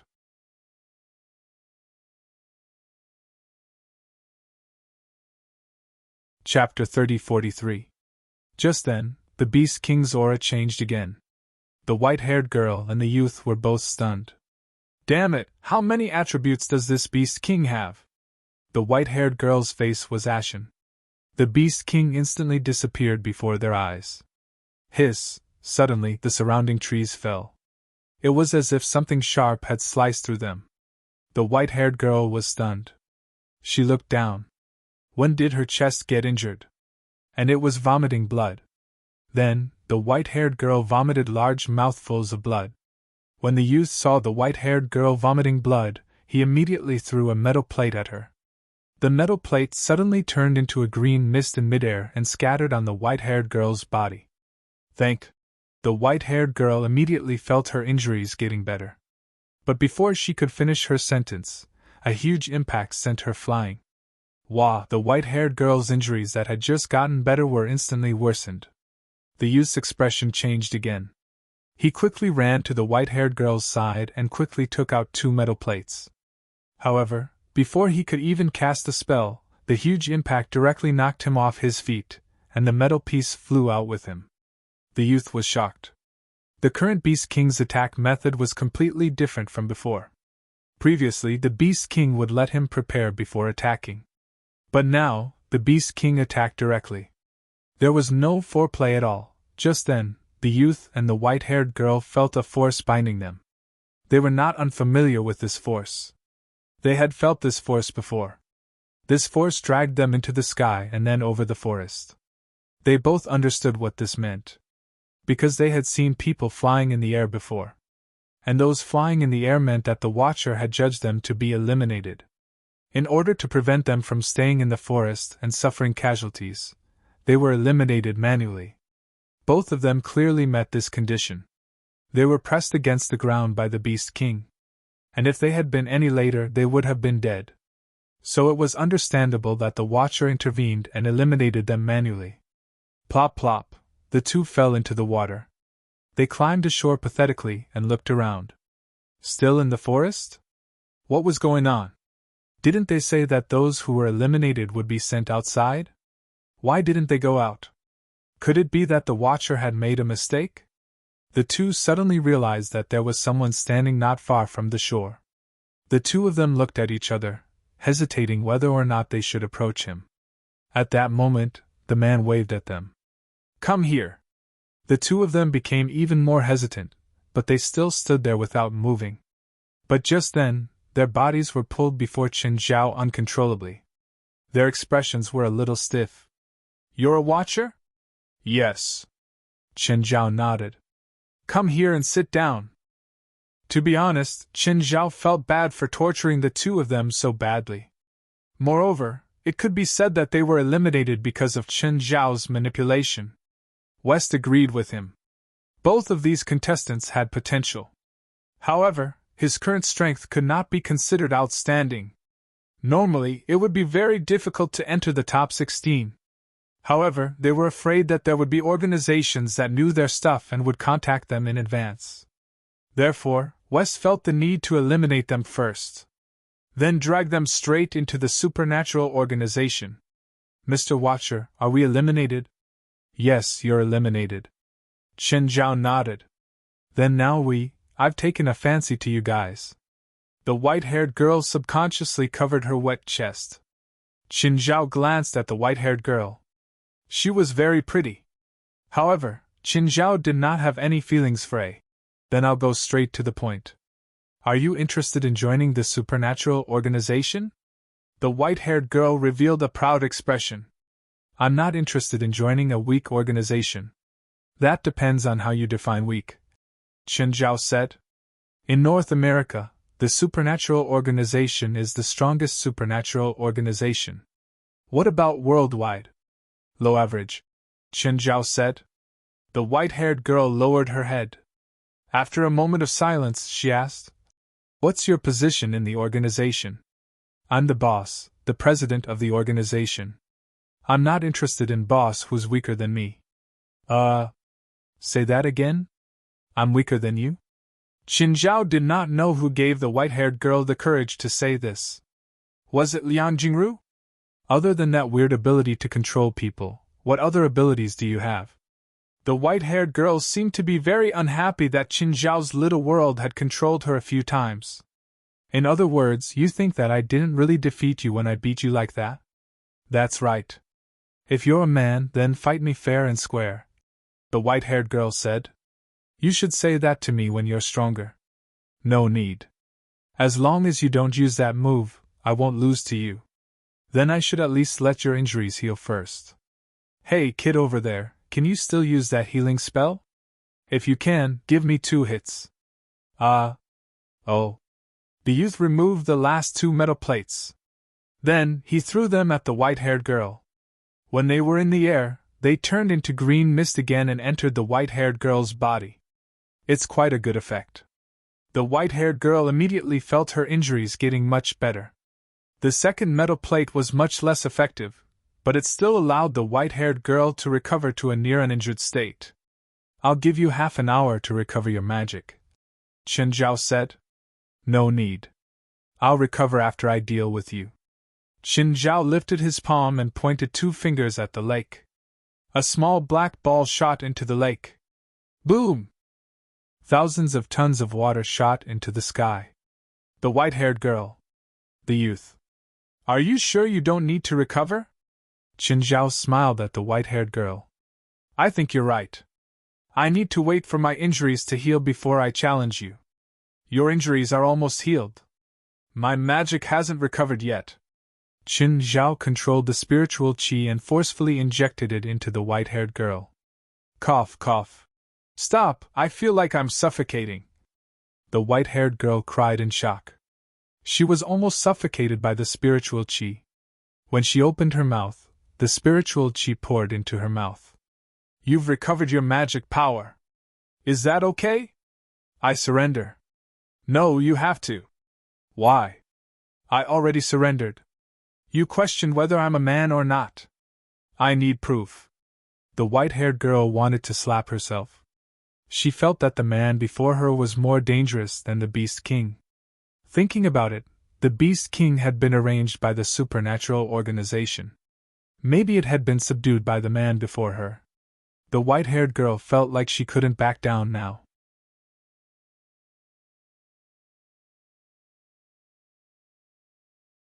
Chapter 30-44. Okay. The battle ended in 1 second. There was nothing to explain about the process. The white-haired girl thought that her spell was amazing. But Gene C instantly destroyed it. Do you have any more questions about joining the supernatural organization? Qin Zhao asked the girl lying on the ground. I didn't say I want to join. Come, take a look. I still have a spell that you haven't seen before. Take this. Wait. I didn't say I won't join. I don't want to hear such ambiguous words. Give me an accurate answer. Are you forcing me to join? I didn't plan to, Qin Zhao said matter-of-factly. But since you're challenging me because I'm a man, you should be prepared. The white-haired girl really wanted to slap herself. After being taught a lesson by the Beast King, she'd realized that she wasn't as strong as she'd imagined. She hadn't learned her lesson. She just turned around and challenged another strong person. Fine, I'll join. The white-haired girl wasn't too stubborn. Actually, she was already a bit hesitant and a bit proud. Now, she was just accepting Qin Zhao's invitation. Qin Zhao looked at the youth. What about you? Can I not join? What do you think? Qin Zhao chuckled. I'll join. Now tell me about your spells. Oh, you don't have to. Most of you have special bloodlines and ice elemental spells. There's nothing to say. Qin Zhao's words made the white-haired girl go crazy. In the past, she'd always been treated as the most special. But in Qin Zhao's words, she seemed to have become very mediocre. So mediocre that he didn't even bother to understand her. Qin Zhao looked at the youth. What spell did you use? I don't know. I found some stone slabs at home. One day, I accidentally discovered the power of the stone slabs, and then I began to come into contact with these things. Later, I wanted to carve the patterns on these stone slabs in other places that were easy to carry. At first, I drew them on paper, but the moment I finished drawing them, the paper spontaneously combusted.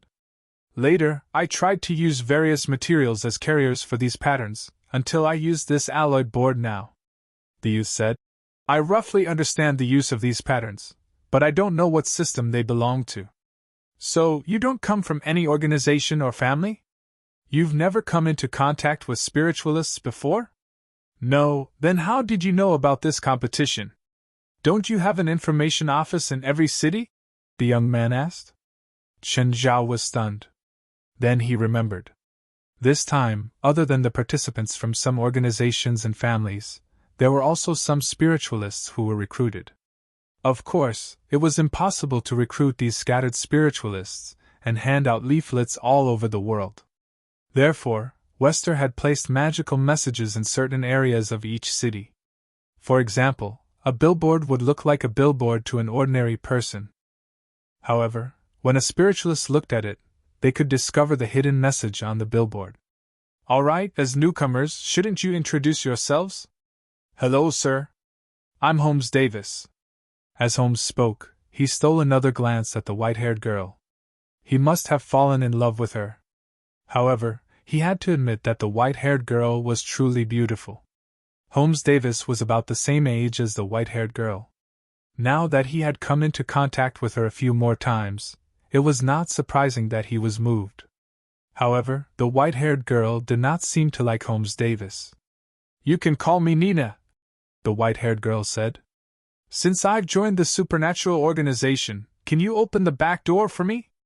Let us continue the competition?" Chen Zhao shook his head with a smile. "No. You lost the bet. That's the most basic rule of the game." "Fine."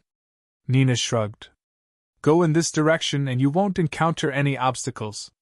"I'm too tired to walk," Nina said shamelessly. "Send me out." She knew that Chen Zhao could do it, just like when they'd been thrown into the lake. "If you don't leave now, you'll encounter a group of B****************, Chen Zhao said.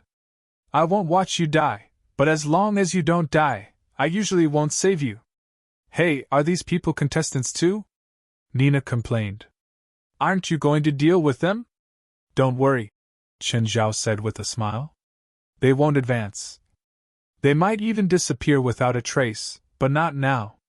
There were all sorts of people participating this time. However, it was Wester's mistake to let some troublemakers in. Usually, these troublemakers would not be let into the trial field no matter how strong they were. If they were discovered, they would be killed immediately. There was nothing to say. However, this troublemaker's personal information was disguised well.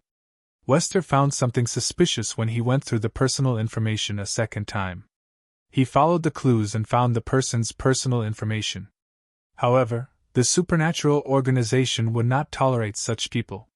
If they were punished by the law, they would be lucky. However, they just had to come under his nose.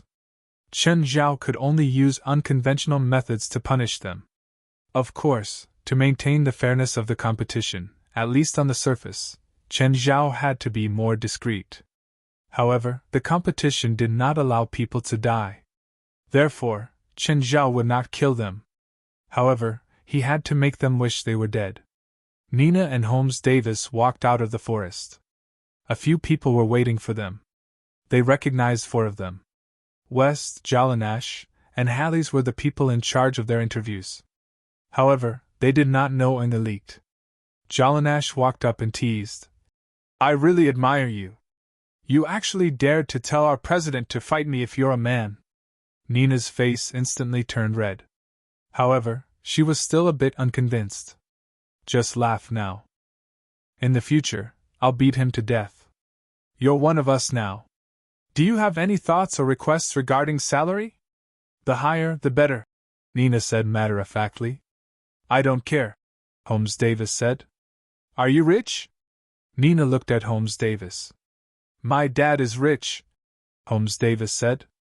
"I have a lot of pocket money too. You should have investigated me, right?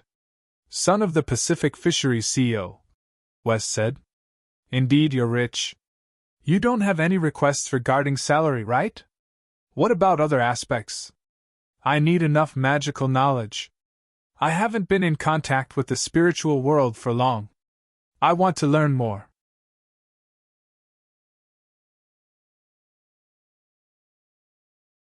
Chapter 3045.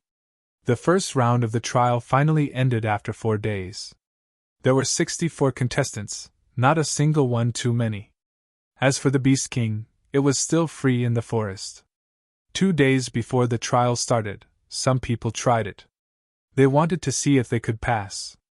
Reality proved that they were overthinking. At the same time, it also proved that Chen Zhao was overthinking. The Beast King didn't seem to be of any use. Chen Zhao had thought that some of them could defeat the Beast King. At the very least, there should be a few who could. Reality proved that if Chen Zhao didn't restrict them, those who went to challenge the Beast King would probably be killed instantly. Come to think of it, even the team leaders of the supernatural organization were no match for him. They could fight against or defeat the Beast King now. That was because they had grown over and over again. With the accumulation of countless experiences, they had their current strength. They couldn't say that they could definitely win either. Due to various environmental factors, they could only say that they had a high chance of winning. Therefore, the possibility of these contestants defeating the Beast King was very small. Even the rich sex could only produce 2 or 3 geniuses like this in a generation. It was even more difficult to produce such a genius in North America. Therefore, Chen Zhao's idea was basically wishful thinking. Nevertheless, there were still some who performed well. In Chen Zhao's eyes, they all had the appearance of being champions. To Chen Zhao's surprise, Zedia and Disser actually passed the first round. Zedia was not bad, but Disser's strength could only be described as passable. Disser was a perception-type spiritualist. All of his abilities should be related to his perception. His combat ability could not be any weaker. But with his perception and Zedia's cooperation, he managed to pass the first round. It was unexpected but also reasonable. But this also showed how important Disser was. Zedia's strength was below average. Disser's strength was even lower than average. As for Disser, his personal strength could even be considered mediocre. But just like that, he managed to pass the first test with his sister without any danger. The 64 contestants gathered in the field. "Everyone, congratulations on passing the first round," West said from the podium. West stood on the podium and said, "But I'm sure all of you have experienced the danger of the first trial. Even with surveillance, 4 people still died. Some people didn't think much of it, while others were worried. 4 corpses were carried out. From the corpses, it could be seen that these 4 had been killed by the Beast King. His death was extremely miserable. Next up will be the elimination round for the top 64 to the top 32. However, it will be more dangerous than the first trial. So, I advise everyone to put away your arrogance and hope for a fluke," West said solemnly. "So, if you can quit now, I will be very happy. This is not cowardice, but a display of bravery. At least you are brave enough to face your weakness. You still have a chance. In the future, when you are stronger, you can stand in this arena again." Of course, no one would quit because of one word from West. Most of them had seen life and death, and it was estimated that more than half of them had been stained with blood. "Looks like no one backed out," West said calmly. "All right, next we'll be drawing lots to determine the winner. Hello, Mr. West, I'm at the door. Can I go in?" "Please wait, I'll pick you up at the door." West went to the door and saw a young woman standing there. "Hello, you must be Mrs. Teresa." "Hello, Mr. West. I'm sorry about your husband." West had a sad expression. In fact, West was not sad at all. Because the person who had died deserved to die. "Can I see him?" "Yes." West nodded. "Please follow me." West brought Teresa into the morgue. The moment Teresa saw the body pulled out of the morgue, she broke down and burst into tears. "Ms. Teresa, are you sure about this? It's Mr. Hagler, right?" Teresa nodded as she cried. "Yes." "Why did he become like this?" "This is a sad story. He met a beast. You can see the wounds on his body. If not for the others discovering it, you might be seeing Mr. Hagler now." Teresa wiped her tears and sobbed. "Then can I take him away?" "Yes, please sign here. Also, do you need me to arrange for someone to take Mr. Hagler to the designated location?" "Of course, there's a fee." "No need, I've already hired help," Teresa said as she wiped her tears. "All right then." West nodded. West walked Teresa to the door. "Mrs. Teresa, if you need anything, you can call this number." Teresa's nose was slightly red from crying. She nodded silently. "Goodbye, Mr. West." After getting in the car, the sadness on Teresa's face instantly disappeared. "I've already gotten Hagler's body. Where's the money you promised me?" Teresa looked at the 2 porters who were helping to move the body. "Let's get out of here first," one of the porters said. "I hope to see the promised check before we reach the destination." Teresa was determined. "Don't worry, we won't go back on our word. But are you sure you want to talk to us here? That old man is still watching outside." Drive first. The car slowly drove away. Teresa crossed her arms in front of her chest. She looked extremely impatient. She was Hagler's girlfriend. More accurately, she was his ex-girlfriend. Just yesterday, she had received a call from a stranger, asking her to help retrieve her ex-boyfriend Hagrid's body from the hands of the police. Of course, Teresa refused. She and Hagler had broken up a long time ago. She didn't want to have anything to do with Hagler. Because when they were dating, she noticed Hagler's abnormal behavior and hobbies. The kind of hobbies that made people uncomfortable. So, she decisively chose to break up with him. She originally thought that she and Hagler would never have any interaction. Until yesterday, when she suddenly heard about Hagler's accident. What confused her even more was that two strangers she didn't know would ask her to get Hagler's body. She didn't understand why the two strangers insisted on getting Hagler's body. Could it be that there was something valuable hidden in his body? Impossible. Even if there was, the police should have searched it thoroughly.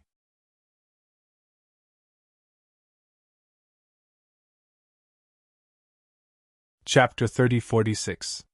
Teresa watched as the car did not enter the city.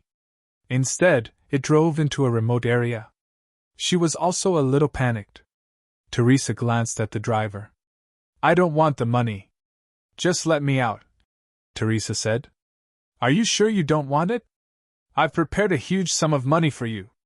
Teresa's eyes flickered and her expression became even more conflicted. She really wanted the money. But she wanted to live even more. Her original plan was very simple.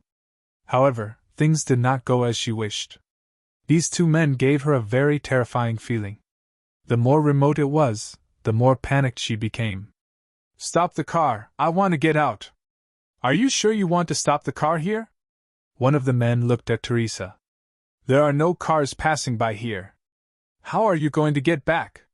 Teresa turned around and saw the man who had just poked his head out from the back of the car. There was a pungent smell coming from the man's body. It was a nauseating smell. Teresa saw that the man's pants and shirt were both stained with blood. Where did the blood come from? There were only the three of them in the car.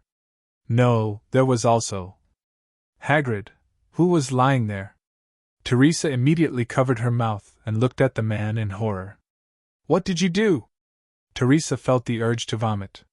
The man reached out with his bloody palm. Within his palm was a bloody heart. Additionally, the heart was actually beating. It was beating. Also, thin black capillaries began to grow out of the heart. The black capillaries seemed to be searching for something as they wriggled. Teresa instantly felt goosebumps all over her body. "What are you doing? What is going on? Why do you think we brought back Hagrid's body? To give him a proper burial?" The two men laughed. "I don't want to know what you're planning. I don't know anything. Let me out. I'm good at keeping secrets. I don't know anything. I don't want to know anything. You can trust me completely." Teresa was on the verge of crying. It was too terrifying. This was completely beyond her understanding. "If you want to get out, then get out." The man stopped the car. Teresa sensed something and her face turned even paler. "Let me go. I don't know anything. I don't want to know. Get out." The man who was driving pushed Teresa out of the car. Teresa turned and ran as soon as she got out of the car.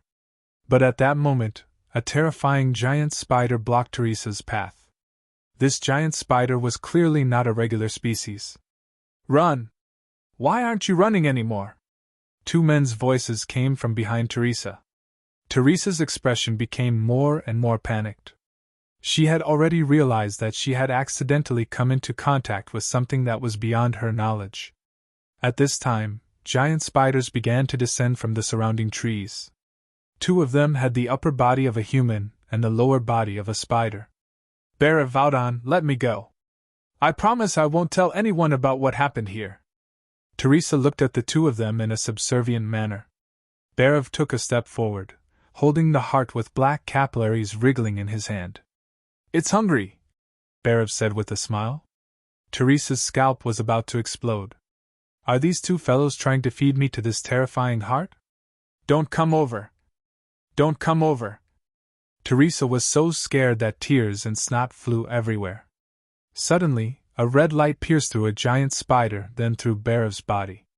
Finally, it shot into the car behind them. With a boom, the car exploded into the sky. Teresa turned her stiff neck. She saw a few people coming from that direction. There were both men and women. Most of them were young. She saw a girl dressed in a Gothic style stroll over to the black heart on the ground. A girl dressed in a Gothic style strolled up to the black heart that had fallen to the ground. Then, he bent down and picked up the black heart. TSK, TSK. You guys are so daring. How dare you cultivate something like this? What's this thing for? Jalanash asked. It's called the Black Demon Heart. This thing is called the Dark Demon Heart. First, the blood of 10 people who have committed the most heinous crimes must be poured on one's own heart. Then, a black magic conversion ceremony is carried out, and the Dark Demon Heart is born. Then, the person who commits heinous crimes will continuously become nourishment for the Dark Demon Heart. The greater the crime, the more power the Dark Demon Heart will provide. Even if the host dies, the Dark Demon Heart will not die, and can even be transplanted. Every transplant will not only not weaken the Dark Demon Heart, but will even further strengthen it. Just as Hallie's finished, a giant spider suddenly pounced on her. At the same time, Barev, whose chest had been pierced by the death ray, grabbed the Black Demon Heart. Harid stood up again. The giant spider that was pouncing on her seemed to have been thrown into acid, its huge body constantly dissolving. Disser, Sylvia, Nina, and Holmes were all standing outside. Don't go over. Gaia stopped the 4 of them. I didn't bring you here to fight. I brought you here to familiarize you with the job you're about to take on and the enemies you're about to face. Just then, Barev suddenly stuffed the Black Demon Heart into his mouth. Then, an aura 10 times stronger than before erupted from Barev's body. Looks like this heart is quite old. It's at least 10 years old. It's probably been through 4 or 5 hosts already, Harold said with a calm expression. Barev smiled sinisterly. Since you know the power of this Black Demon Heart, you still dare to let me take it away so easily? Hee hee. I'm starting to have other thoughts about you, hee hee. The Black Demon Heart multiplies your power by several times, and also multiplies your evilness by several times. I'm not a good person to begin with. The Black Demon Heart only makes me more thorough. But just then, Audon, who had been standing silently at the back, suddenly pierced a hand through Barev's chest. Audon, why? Barev looked at Audon in disbelief. Your power has increased, but your intelligence has plummeted. Why do you think I'm doing this? Audon pulled out Barev's Black Demon Heart. You don't deserve the Black Demon Heart at all. You're more than good enough as a sacrifice. Give it back. Give it back. Barev pounced forward to snatch the Black Demon Heart back. But Audon kicked Barev to the ground. At the same time, he placed the Black Demon Heart on his chest. Those tiny black capillaries began to penetrate Audon's chest. This is the right way to use the Black Demon Heart, Audon said. Audon looked at the gradually weakening Barev. After Barev swallowed the Black Demon Heart, it had already replaced his original heart. Now that Audon had taken it away, it meant that his original heart was also gone. No. Audon, give it to me, lend it to me, lend me the Black Demon Heart. I don't want to die. I'll return it to you after I'm done.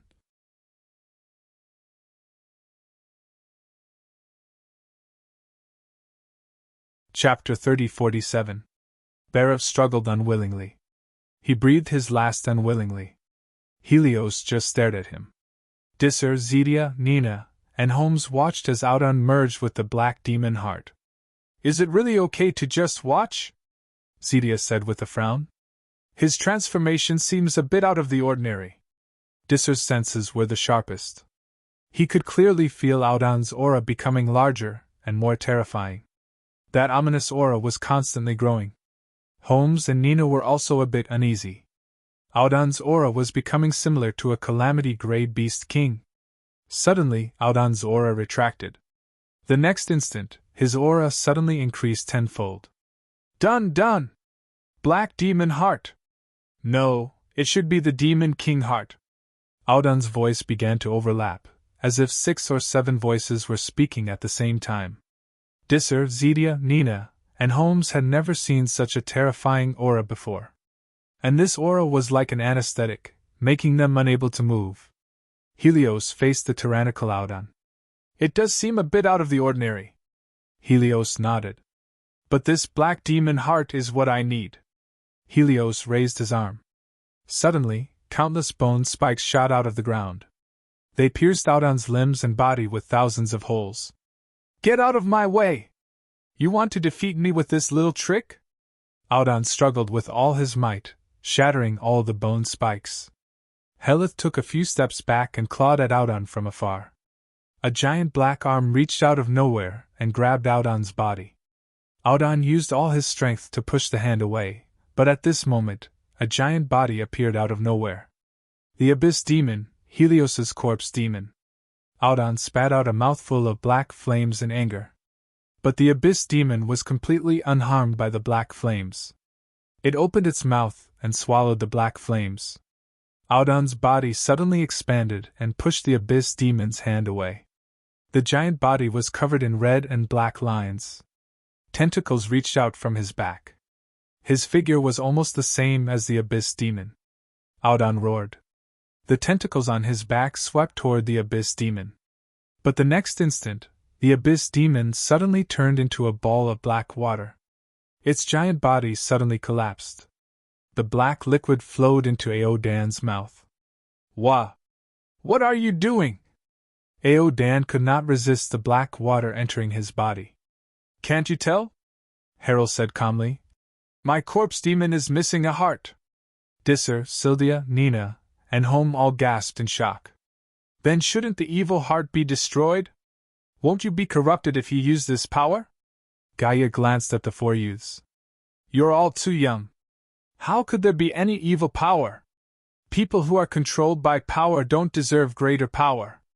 Perhaps Audon had obtained power that rivaled Helith's. But he knew nothing about this power.